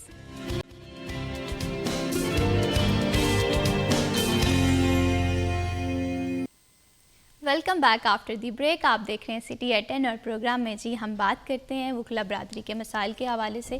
अगर हम देखेंगे वुकला के हवाले से हमेशा से इंसाफ की लड़ाई के लिए सर फहरिस्त रहते हैं। अगर फैसलाबाद के हवाले से बात करें, डिस्ट्रिक्ट बार एसोसिएशन फैसलाबाद में वुकला की जमात नहीं है, बल्कि वो यहाँ पर रिप्रेजेंट कर रही है इंसाफ को, कानून की बालादस्ती को। मौजूदा डिस्ट्रिक्ट बार एसोसिएशन में क्या क्या मसाइल का सामना करना पड़ रहा है, और वुकला के हवाले से जब भी हम बात करते हैं यंगस्टर्स के, तो एक अहम मसला देखने में आता है चैम्बर्स का ना होना, या चैम्बर की अगर मौजूदगी है तो वो काफ़ी ज़्यादा महंगे होना है। इस पर जी वुकला के मसाइल के हवाले से हम प्रोग्राम पे बात करेंगे, और इस टॉपिक पे गुफ्तगू करने के लिए हमें प्रोग्राम में ज्वाइन किया है मियाँ तारिक महमूद साहब ने। उम्मीदवार बराए सदर डिस्ट्रिक्ट बार एसोसिएशन फैसलाबाद हैं। वुकला के मसाइल को हल कराने के हवाले से एक बुलंद आवाज़ रखते हैं, आइए खुशामदीद कहते हैं। अस्सलाम वालेकुम। कैसे हैं तारिक महमूद साहब आप? बिल्कुल मैम जी, अल्लाह का शुक्र है। Thank you so much for joining us in this programme. और इन्हीं के साथ हमें ज्वाइन किया है साबिक सेक्रेटरी बार मलिक महमूद अवान साहब ने। अगर हम बात करें वुकला सियासत के हवाले से, वुकला के मसाइल को हल करने के हवाले से, तो एक वसी तजर्बा रखते हैं, ये खुशामदीद कहते हैं। अस्सलाम वालेकुम। वालेकुम अस्सलाम। कैसे हैं मलिक साहब? अल्लाह का शुक्र, आप सुनाएं? ठीक है अल्हम्दुलिल्लाह, मैं बिल्कुल ठीक हूँ। Thank you so much Malik Awan Sahab, आपने प्रोग्राम में वक्त दिया। मियाँ तारिक महमूद साहब, आपसे गुफ्तगू का आगाज़ करेंगे। आप उम्मीदवार बराए सदर भी हैं डिस्ट्रिक्ट बार एसोसिएशन के, तो क्या विजन रखते हैं आप? मैम ये अच्छे पहले बात हुई थी कि हमारे जो यंग वुकला हैं उनके लिए सबसे मेन मसला होता है चैम्बर्स। जो हमारी बार में लास्ट बिल्डिंग बनी थी ना, वो तकरीबन आज से 10-12 साल पहले बनी थी। 10-12 साल में एक नंबर ऑफ़ जो लॉयर्स हैं वो इस प्रोफेशन में आ चुके हैं और कोई चैम्बर्स नहीं बने। इसकी वजह से चैम्बर्स की प्राइस बहुत अप जा चुकी है। जो एक वकील नया आता है इस फील्ड में तो उसका सबसे पहला प्रॉब्लम ही उसके बैठने के लिए जगह होती है, और वालदैन ने तो पहले इसको पढ़ा लिखा के यहाँ तक भेजा होता है, 20 साल तकरीबन वालदैन ने इन्वेस्ट किया होता है। तो अब आगे उनकी ये एक्सपेक्टेशन होती है कि हमारा बेटा इस फील्ड में आगे बढ़े, और पहला ही उसको प्रॉब्लम जो फेस करना पड़ जाता है वो चैम्बर है। अगले साल ये सिविल कोर्ट वाली बिल्डिंग नई बन चुकी है सेशन कोर्ट में, बिल्कुल सही। आपने शायद देखा हो। तो ये जो कचहरी के प्रेमिसेस के अंदर जो है सिविल कोर्ट्स हैं, लेबर कोर्ट है, एंटी करप्शन कोर्ट है, इसी तरह एक वो सूफी बरकत बिल्डिंग में कोर्ट्स हैं कुछ, ये सारी शिफ्ट हो जानी है उस बिल्डिंग में। तो हमारे पास एक सफिशेंट प्लेस बच जानी है, मिल जानी है, यहाँ पे चैम्बर नए बन सकते हैं। किला गिफ्ट की बिल्डिंग है वो खाली है, फॉर द लास्ट मेरा 100 ईयर से वो ऐसे ही पड़ी है, वो भी यूटिलाइज़ हो सकती है। तो चैम्बर्स का मसला इंशाल्लाह अगले साल हम हल कर देंगे। बिल्कुल इसी तरह से, क्योंकि यंग वकला जब भी फील्ड में आते हैं तो उनकी तरफ से यही बात की जाती है कि एक तो एडवोकेसी के हवाले से बात करें तो उनकी एजुकेशन बड़ी एक्सपेंसिव होती है, और जब उसके बाद फील्ड में आते हैं तो उन्हें चैम्बर्स की जो अदम मौजूदगी का सामना करना पड़ता है, या जो चैम्बर मौजूद हैं वो काफ़ी ज़्यादा महंगे होते हैं। ये तरजीहात में शामिल है मियां महमूद साहब की। मैं यहाँ पर मलिक महमूद अवान साहब आपसे ये जानना चाहती हूँ, अगर हम वकला के मसाइल के हवाले से बात करें, नो डाउट आप रोज़ाना आप लोगों के मसाइल, एक नए मसाइल का सामना करना पड़ता है। आप मौजूदा मसाइल को किस तरह से देखते हैं? कौन कौन से वकला के मसाइल हैं जो कि फ़ौरी हल तलब हैं? जी बहुत शुक्रिया। इसमें मैडम पहली बात तो ये है कि जब नए वकला आते हैं तो उसमें सबसे बड़ा उनके पास जो है वो मसला यही आता है कि जैसे ऑलरेडी चैम्बर का ना होना। अब चैम्बर जो है वो बनते हैं, उसके बाद मल्टीपल टाइम पे जो है वो बिल्डिंग्स बनती रहती हैं। जैसे मियाँ साहब ने बताया कि 2016 में सूफी बरकत बिल्डिंग के नाम से जो है वो बिल्डिंग बनी थी। उसमें जब मैं सेक्रेटरी था 2020-21 में, तो हमने एक जो है वो अटैम्प्ट की थी कि वो एक जगह दो जगह सजेस्ट हमने की थी डीसी साहब को, एक किला गिफ्ट फैन सेंटर वाली, दूसरी जो है वो बख्शी खाने वाली, कि हम उनको बना के ना वो करेंगे। दूसरा ये तो चैम्बर का मसला है, ये भी वो हल होने वाला है, ज़ाहिर बात है को एडजस्ट हो के ये कर लेते हैं। दूसरा इसका मेन जो काम करने वाला होता है, इनके मसाइल जो हैं वो उसमें नई नई एडवोकेसी होती है, फिनंशियल प्रॉब्लम्स आते हैं, उसमें फिर जो है वो एक्सपीरियंस जो लोग हैं, जैसे मियाँ साहब हैं, ये सिविल के माशाल्लाह एक बड़ा नाम है, इनके उस्ताद बटालवी साहब, रफ़ीक बटालवी साहब साबिक़ सदर भी थे, मेंबर पंजाब बार काउंसिल भी थे, बहुत अच्छे प्रैक्टिसिंग लॉयर, और प्रैक्टिसिंग लॉयर भी जानता है कि वकला के मसाइल के, प्रैक्टिसिंग लॉयर के।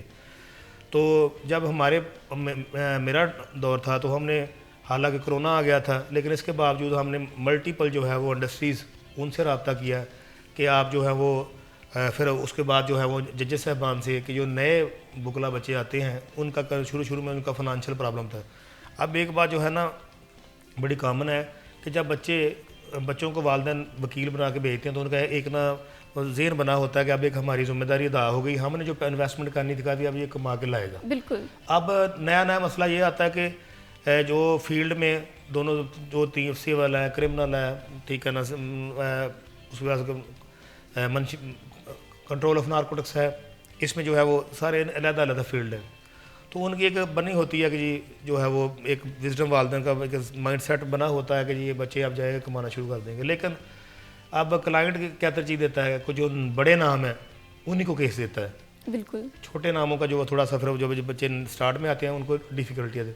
फिर जो प्रैक्टिसिंग लॉयर होते हैं, जैसे हमने फेस किया, वो हम बताते हैं बच्चों को कि छोटे आप नए आए हो, इसमें आपको 2-3 साल में प्रॉब्लम आएगा किसी भी काम में। अब जब जितना मर्जी इंटेलिजेंट बंदा हो, जितना मर्जी वो ज़हीन हो, जब उसने फील्ड में जाना शुरू किया, यहाँ में मंथ में आपको परेशानी आनी है। महमूद अवान साहब, आपने ये देखा होगा कि ये जो चैलेंज का टाइम होता है ना, या स्ट्रगल का टाइम होता है, बहुत सारे यंग वकला जो हैं वो डिसहार्ट हो जाते हैं, वो इस फील्ड को छोड़ देते हैं।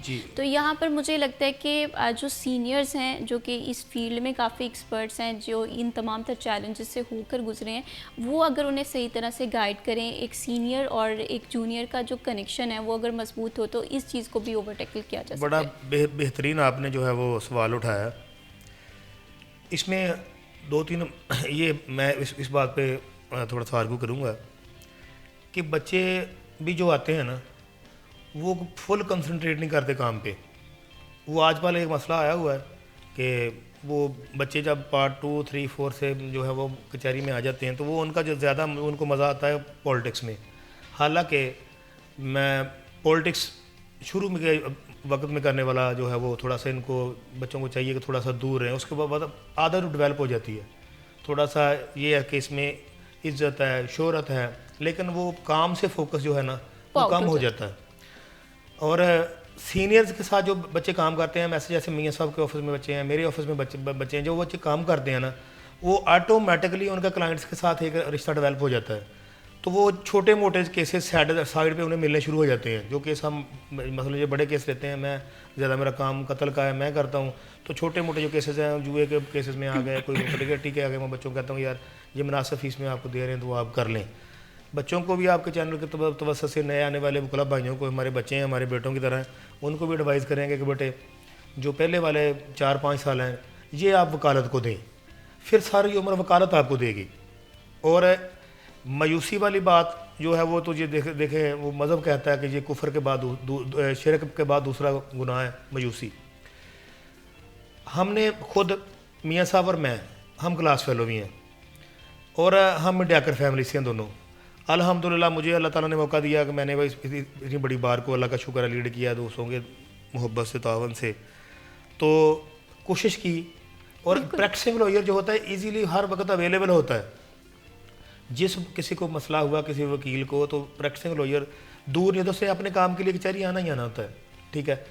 तो इस लिहाज से मैं समझता हूँ कि प्रैक्टिसिंग लॉयर को आगे लेके आना ये बेहतर तरीके से मसाइल, क्योंकि हमने वो जो नए लॉयर मसाइल फेस कर रहे हैं ना, हम वो करके इधर तक आए हैं। बिल्कुल 4-5 साल हमने ऐसे मुश्किल गुजारे हैं ना कि मज़े की बात बता देते हैं कि हमारे जो दोस्तों ने मैट्रिक में एफए में छोड़ दिया था, उन्होंने अपने कारोबार किए, तो जब हम उनके पास खुले पैसे होते थे, जब हमने आके लॉ किया तो हमने पेंट कोट पहना होता था, लेकिन जेब में 300-500 ही होता था, लेकिन हमने छोड़ा नहीं अल्हम्दुलिल्लाह। और ये वाहद प्रोफेशन है जिसमें आप अपना टाइम लगा के मेहनत करके इज़्ज़त भी कमा सकते हैं, शोहरत भी कमा सकते हैं, पैसा भी कमा सकते हैं, और बेहतरीन तरीके से। आपको किसी की मैल प्रैक्टिस करने की ज़रूरत नहीं है। काम पे फोकस करें, फोकस करके जाके अपने आप को जो है वो जो प्रोफेशन में अपने आप को पेश करें, तो ये बेहतरीन प्रोफेशन है जिसमें जो है वो आपकी सलाहियतें हैं जो एक्नॉलेज होती हैं। बिल्कुल हार्ड वर्क पेज ऑफ, और ये बात इसी तरह से होती है। अगर आप आज किसी फील्ड को अपनी ज़िंदगी के कीमती टाइम दे रहे हैं तो आने वाले टाइम में वो देखिएगा कि आपके लिए बड़ी सूटेबल रहती है, आपके लिए आसान रहती है, पे बैक करती है। तारिक महमूद साहब, आपसे मैं ये जानना चाहती हूँ, क्योंकि आप सिविल मैटर्स को देखते हैं, सिविल केसेस को देखते हैं, तो जब भी सिविल केसेस के हवाले से बात की जाती है तो अक्सर औकात साइलिन की ये शिकायत रहती है कि बड़े इल्तवा का शिकार रहते हैं, मामला डिले पे रहते हैं, जबकि हुकूमती सतह पर यह बात की जाती है कि ऐसे केसेस को जो जितनी जल्दी हो सके उतनी जल्दी रिजॉल्व करना है। तो ये गैप मौजूद कहाँ पर है? मैम इसमें एक तो प्रॉब्लम ये है, जो हमारा इस वक्त लॉ है इन फोर्स है, ये बहुत पुराना है, तकरीबन को 100+ ईयर पहले ये बना था। आज तक हम उसी लकीर के फ़कीर हैं, कोई हम नई इनोवेशन लेके नहीं आ रहे। एक वो प्रोसीजरल लॉ बना दिया गया है, बहुत प्रोसीजर है उसमें।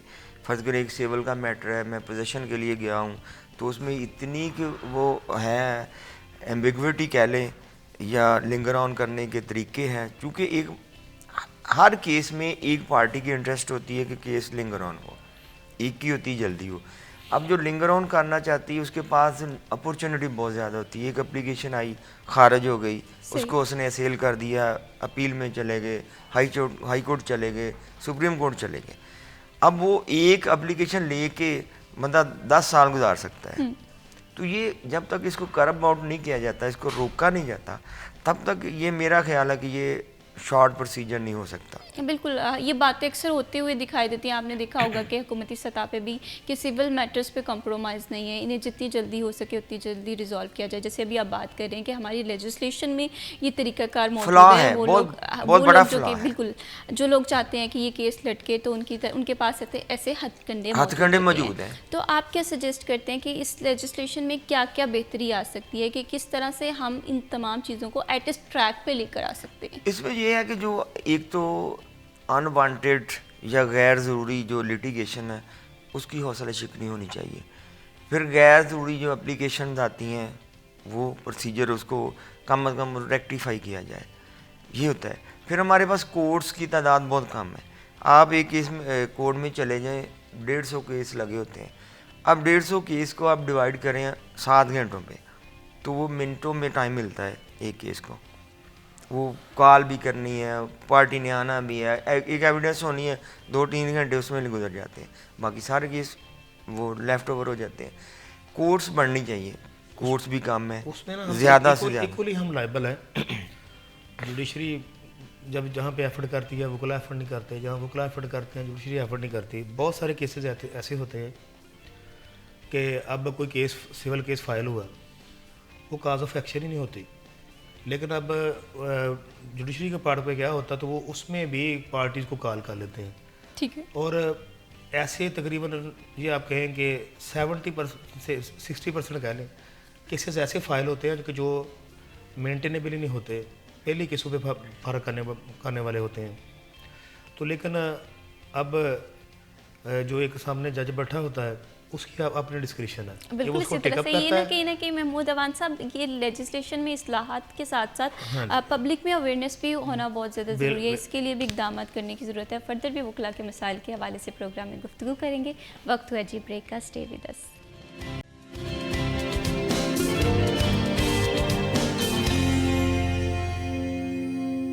Welcome back after the break. आप देख रहे हैं CTI 10 और प्रोग्राम में जी हम बात कर रहे हैं फैसलाबाद में मौजूद वकला के मसाइल के हवाले से। हम देखते हैं कि इंसाफ की लड़ाई लड़ना आसान नहीं होता, लेकिन इंसाफ की लड़ाई लड़ने वालों के भी बेशुमार मसाइल का सामना करना पड़ता है। कभी सिक्योरिटी के मामलात हो गए, कभी पार्किंग के मसाइल हो गए। तो ऐसे में डिस्ट्रिक्ट बार एसोसिएशन हमें हमेशा से सर फहरिस्त नज़र आई है वकला के मसाइल को हल करने के हवाले से। हम जिस तरह से महमूद अवान साहब ब्रेक पर जाने से पहले बात कर रहे थे कि सिविल केसेस के हवाले से, वहीं से जहाँ से गुफ्तगू का तसलसल रूटा था वहीं से हम चाहते हैं कि आगाज़ करें कि इस्लाहात की कमी है। हम देख रहे हैं कि लेजिस्लेशन मौजूद है, लेकिन उस लेजिस्लेशन को सही तरीके से किस तरह से इम्प्लीमेंट करना है, यहाँ पर प्रॉब्लम आती है। यहाँ पर जब एक आम साइलिन जो है वो जाता है तो देखते हैं कि केसेस तो इल्तवा का शिकार हैं, उसका दिन भी उसका वेस्ट हो रहा होता है। किसका दूसरा ये है कि हमारे यहाँ हाई कोर्ट बेंच भी नहीं है। तो अगर लेजिस्लेशन की इस्लाहात के हवाले से बात करें, आप क्या सजेस्ट करते हैं कि किस तरह से इस लेजिस्लेशन को बेहतर तरीके से लेकर चला जा सकता है? देखिए, एक बात यह है, मैं सबसे जो है वो अहम बात ये समझता हूँ कि मुल्तान में, पिंडी में, इस्लामाबाद में साथ साथ जो एक किलोमीटर के 2 किलोमीटर के फासले पे दोनों शहर मौजूद हैं, दोनों में अलग-अलग हाई कोर्ट के बेंच मौजूद हैं। इधर भी अगर हाई कोर्ट का बेंच मौजूद हो तो ये आप जो लिटिगेशन है ये तकरीबन है वो उसमें मैं समझता हूँ कि बहुत हद तक बेहतरी आ सकती है। सिविल केस जैसे आप कहते हैं इल्तवा का शिकार होते हैं, जब बड़ा ऊपर सुपरविजन हो रही होती है ना, बड़ा बैठा होता है, तो नीचे वाले अगर हेड जो है उसको हेड का अच्छी तरीके से देख रहा होता है ना, तो नीचे वाले को ज़रूर पता होता है कि मेरा ऊपर मेरी हरकत जो है सुपरवाइज हो रही हैं। अगर किसी जानब से कोई कोताही होती है, अनड्यू डेट्स, उसके बाद उसमें हम दोनों ज़िम्मेदार हैं, वकला भी ज़िम्मेदार हैं, बेंच भी ज़िम्मेदार है। जब मैंने देखा, मैं पर्सनल जो है मैं एक्सपीरियंस बताता हूँ कि जब वो केस होने वाला होता है जिसको कोर्ट भी करना चाहती है ना, तो पार्टियाँ भी करवाना चाहती हैं, उसमें डिले नहीं होती।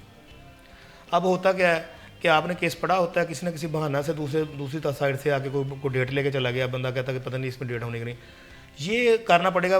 वो आपने एक प्रोग्राम देखा हो तो होगा, जैसे रुस्तम मलिक साहब इधर जज रह गए हैं, सिविल जज भी रह गए हैं, तो वो हाई कोर्ट के जज भी रहे हैं। उन्होंने, मैं उनका वो एक वीलॉग देख रहा था, तो उन्होंने एक बात की, उन्होंने कहा जब मैं गुजरांवाला में सेशन जज लगा हुआ था ना, तो कत्ल केस में करता था 3 दिन में। ठीक है। 3 दिन में तो मैं पार्टियों को बुलाता था, दोनों तरफ के बुकला को और दोनों पार्टीज़ को, उनको कहा कि ये एडजर्नमेंट तब होनी है, अल्लाह ना करे या वकील मर गया या गवाह मर गया या मैं मर गया, जज मर गया, इससे अलावा कोई जो है वो तारीख नहीं होनी। जब इस तरह की कोर्ट वो उन्होंने किए, उन्होंने बताया कि मैंने वो ज़िले में सफाया कर दिया, कत्ल केस में सारे डिसाइड कर दिए मैंने। जब इस टाइप की कोर्ट होगी, डेफिनेटली वकील को भी पता है कि सुबह मुझे एडजर्नमेंट नहीं मिलनी, मैंने काम करना है, मैंने जहाँ कंप्लेंट साइड से हूँ तो मैंने एविडेंस करवानी है, मैं डिफेंस साइड से तो मैंने जिरा करनी है, मुझे टाइम नहीं मिलना। फिर दूसरा बात ये होता है कि हर तरह का होता है, ज़ाहिर बात है वकील ने अपना फीस ली होती है और वो पाबंद होता है कि उसने काम करना है। आगे से जज, उन्होंने पता कि इस जज साहब ने मुझे तारीख नहीं दी। अब वही सिस्टम उधर है, दूसरी साथ वाली कोर्ट है, वहाँ पे पता कि जी जाते डेट पड़ जानी है। बतौर कौम हम बड़ी सुस्त कौम है। हम लेट इट गो की पॉलिसी पे जो है वो काम करते हैं। हम कहते हैं कि आज का काम है कोई नहीं, ये कल हो जाएगा, कल का जो परसों हो जाएगा। फिर हम बैठे छुट्टियां उड़ीक रहे होते हैं, हमें छुट्टियों का इंतज़ार होता है कि जी छुट्टियों से 3 दिन पहले जज भी काम छोड़ देते हैं, वो क्लब छोड़ देते हैं। अब सिविल में क्या होता है, वो उसमें है कि जवाब कि जी कोई भी एप्लीकेशन आई उसको मुताबिक कानून उसका है, रिटर्न अप्लाई है ना, तो आप प्रोसीजर मौजूद है रिटर्न अप्लाई के लिए सुबह के लिए रख देखेंगे एप्लीकेशन ऐसी है कि मेंटेनेबल नहीं है, उसमें सिर्फ आपने देना सुबह के लिए रख लें, उसको 2 दिन के लिए रख लें। अब कहते हैं ना ये पेशी जो है वो ज़्यादा है, 150 की पेशी है, 300 की पेशी, आप डिसाइड करें 300 की पेशी ना हो। जो अदालतें को गैर जरूरी पेशियाँ नहीं देती उनका वकला को क्लाइंट्स को बड़ा पता होता है कि इधर से तारीख नहीं मिलनी, ठीक है।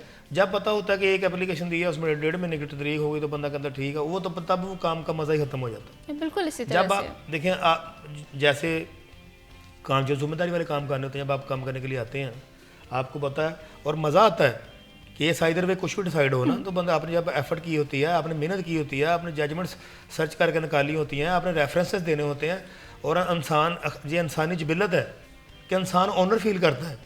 बिल्कुल ठीक है ना कि मैंने जाके मैंने किया, मुझे वाह हुई, बचता इंसान को यही है। बिल्कुल। और ये प्रॉब्लम अगर और नहीं ये रिजॉल्व वो होगी ऐसे ना, फॉल्ट ये ऐसे फॉल्ट नहीं है, ये दूर नहीं हो सकते।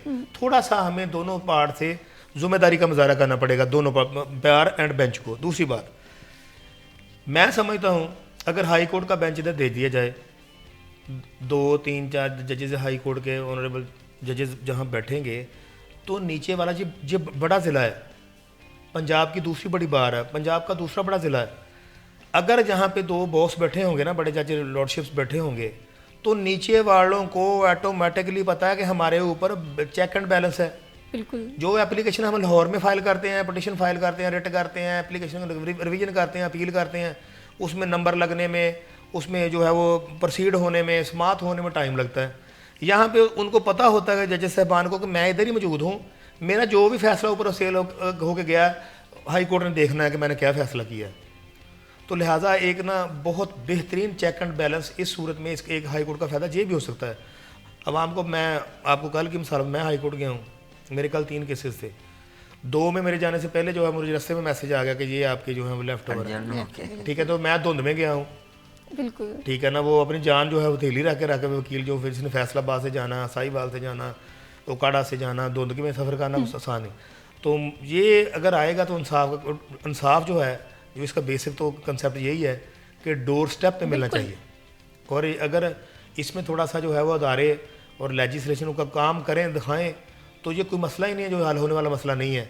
अब देखें ना, अब मैं कल देख रहा था वो बहसीते कौम, फिर वही बात आ जाती है कि हम सख्ती को मानते हैं, मोहब्बत को मानते ही नहीं हैं। अब वो सुहेल जफर चट्टा साहब, वो उनका इंटरव्यू था, वो कहते हैं कि इस 1 साल में 500 कत्ल कम हुए हैं पहले इस रेशो से। बिल्कुल इसी तरह से मैं यहीं से जहाँ से गुफ्तगू का तसलसल हम जारी है, यहीं से हम इसका आगाज़ करेंगे। और अगर बात ये की जाती है कि वकला के हवाले से भी कहीं ना कहीं प्रॉब्लम्स होती हैं, साइलिन की तरफ से भी मुश्किलात का सामना करना पड़ा होता है, लेकिन फैसलाबाद की एक ज़रूरत है, हाई कोर्ट बेंच का यहाँ पर क़याम क्यों नहीं हो रहा है, इस पर भी बात करेंगे। वक्त हुआ जी ब्रेक का, स्टे विद अस।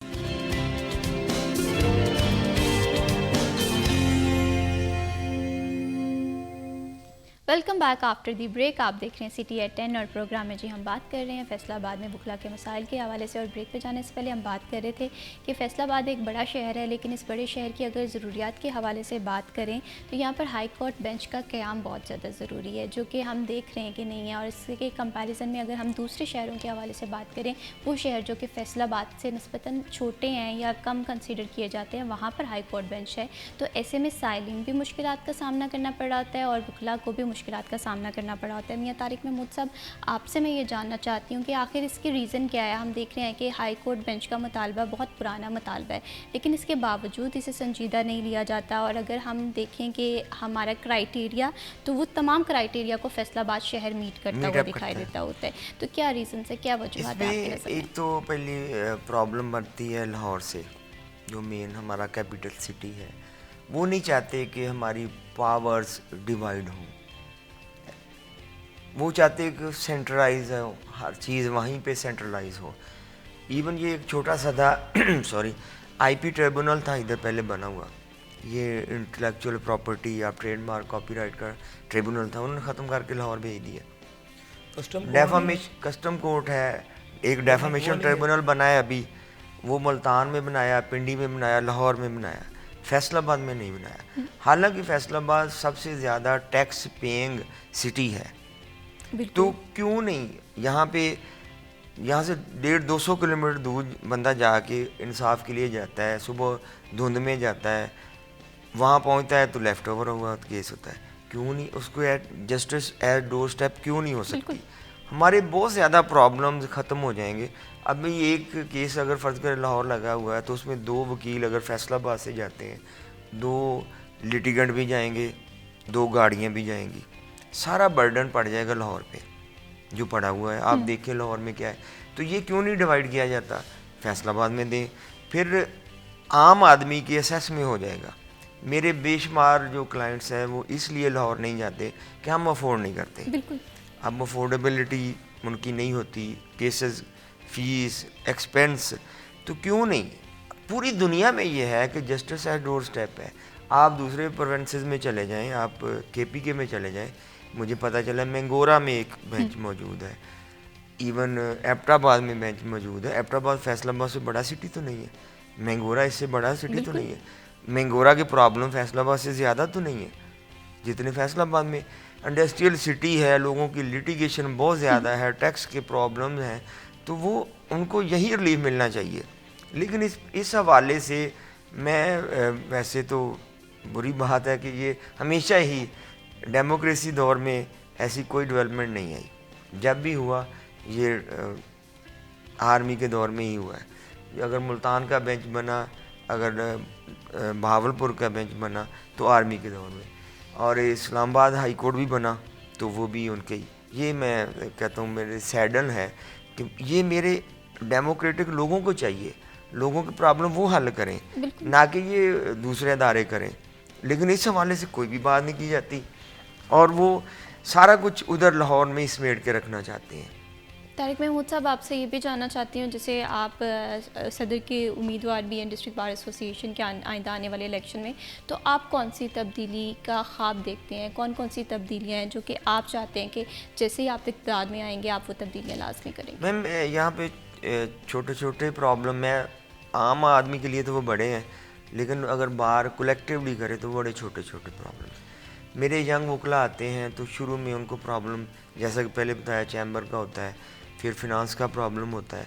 जब हम आए ना आज से 20 साल पहले, 20-25 साल प्रैक्टिस में, तो ये एक ट्रेडिशन मौजूद थी कि जो 2 साल तक यंग वकला थे ना, उनकी लिस्टें बनती थी, वो कोर्ट्स को भेजी जाती थी, उसमें से उनको कोर्ट ऑक्शनर, लोकल कमीशन और इसी तरह मुख्तलिफ अदारों में उनको लीगल एडवाइज़र अपॉइंट करवाया जाता था। ये ट्रेडिशन ख़त्म कर दी गई और उससे मैं समझता हूँ कि मेरे यंग वकला की हौसला शिकनी हुई। पहला स्टेप तो मेरा ये होगा कि ये हम इसको भरपूर तरीके से इम्प्लीमेंट करेंगे और बगैर किसी नेपोटिज़म, फेवरेटिज़म के ऑन मेरिट ये करेंगे। सही। दूसरी बात एक और है, हमारा प्रॉब्लम चल रहा था, वैसे तो अल्लाह ताला हर बंदे को महफूज रखे, हर इंसान ने जाना एक दिन। हमारी बार ने एक पॉलिसी स्टार्ट की थी लाइफ इंश्योरेंस की, बिल्कुल, और वो उसमें किसी की सडन डिमाइस है, डेथ की सूरत में 3.5 मिलियन 35 लाख रुपए उसके वारसन को मिल जाता था, वो ख़त्म कर दी गई। हालांकि हमारी बार के पास सफिशेंट फंड मौजूद है, सिर्फ नीयत नहीं थी। वो 1.5 करोड़ भी पे करना पड़ता था प्रीमियम, और 1 साल के लिए हमारे 6000 वकला इंश्योर्ड हो जाते थे। उसको चाहिए जाए कि उसको बढ़ाया जाता, उसके साथ हेल्थ इंश्योरेंस शामिल कर दी जाती, जिससे अगर कोई बंदा, हमारा वकील कोई बीमार होता है या उसको कोई प्रॉब्लम आता है तो वो उसको स्पोर्ट बार की तरफ से मिले। इस इंश्योरेंस पॉलिसी में अगर मैं गलत नहीं हूँ तो ये बात भी थी कि वो लोग जिनकी एज 60 से अबव थी उन्हें ये इंश्योरेंस मेरे ख्याल से नहीं मिल रही थी। उसका और तरीका मौजूद है, उसको बार अपने लेवल पे भी तो सपोर्ट कर सकती है ना। उसमें ऐसे था ना कि हमारे जो है वो क्योंकि मैं ऑफिस बेयर रहा हूँ, उसमें हमने कैटेगरीज बनाई हो, क्योंकि गवर्नमेंट अदारा तो है नहीं, अपनी मदद आपके तहत ये सारा, तो उसमें उनके लिए 3 लाख रुपए, जो पहले 1.5 लाख था अब 3 लाख कर दिया हुआ है। 3 लाख जो है वो उनका जो जैसे जैसे अदारे की जो सूरत हाल है, अब इसमें भी असलाहत की ज़रूरत है, थोड़ा सा ज़रूरत मैं समझता हूँ। ये पहले मैं वो आपका पॉइंट देख, वो हाई कोर्ट वाला जो मियाँ साहब एफर्ट करेंगे, मैं इनका चीफ सपोर्टर हूँ, मेरे भाइयों जैसे दोस्त हैं, हम इनके साथ हैं, हम इनकी टीम का हिस्सा हैं। ये मैडम करना पड़ेगा लोकल बॉडी को और जो है वो इसको डिवीज़न लेवल पे। अब माशाल्लाह से हमारे साथ जो हैं वो member Punjab bar council elect हुए हैं, अल्लाह ने उनको इज़्ज़त दी है। अब वो ऊपर जो है वो अफेक्टिव आवाज़ हैं, हमसे ज़्यादा अफेक्टिव हैं। सदर का वो ऊपर वाली बॉडी में बैठे हुए हैं, लेजिस्लेटिव बॉडी में बैठे हुए हैं, थोड़ी सी को हमें साथ लेके लेके उसको थोड़ा सा एफर्ट को देखें। हमेशा कोशिशें कामयाब होती हैं, बिल्कुल कोशिशें कामयाब होती हैं।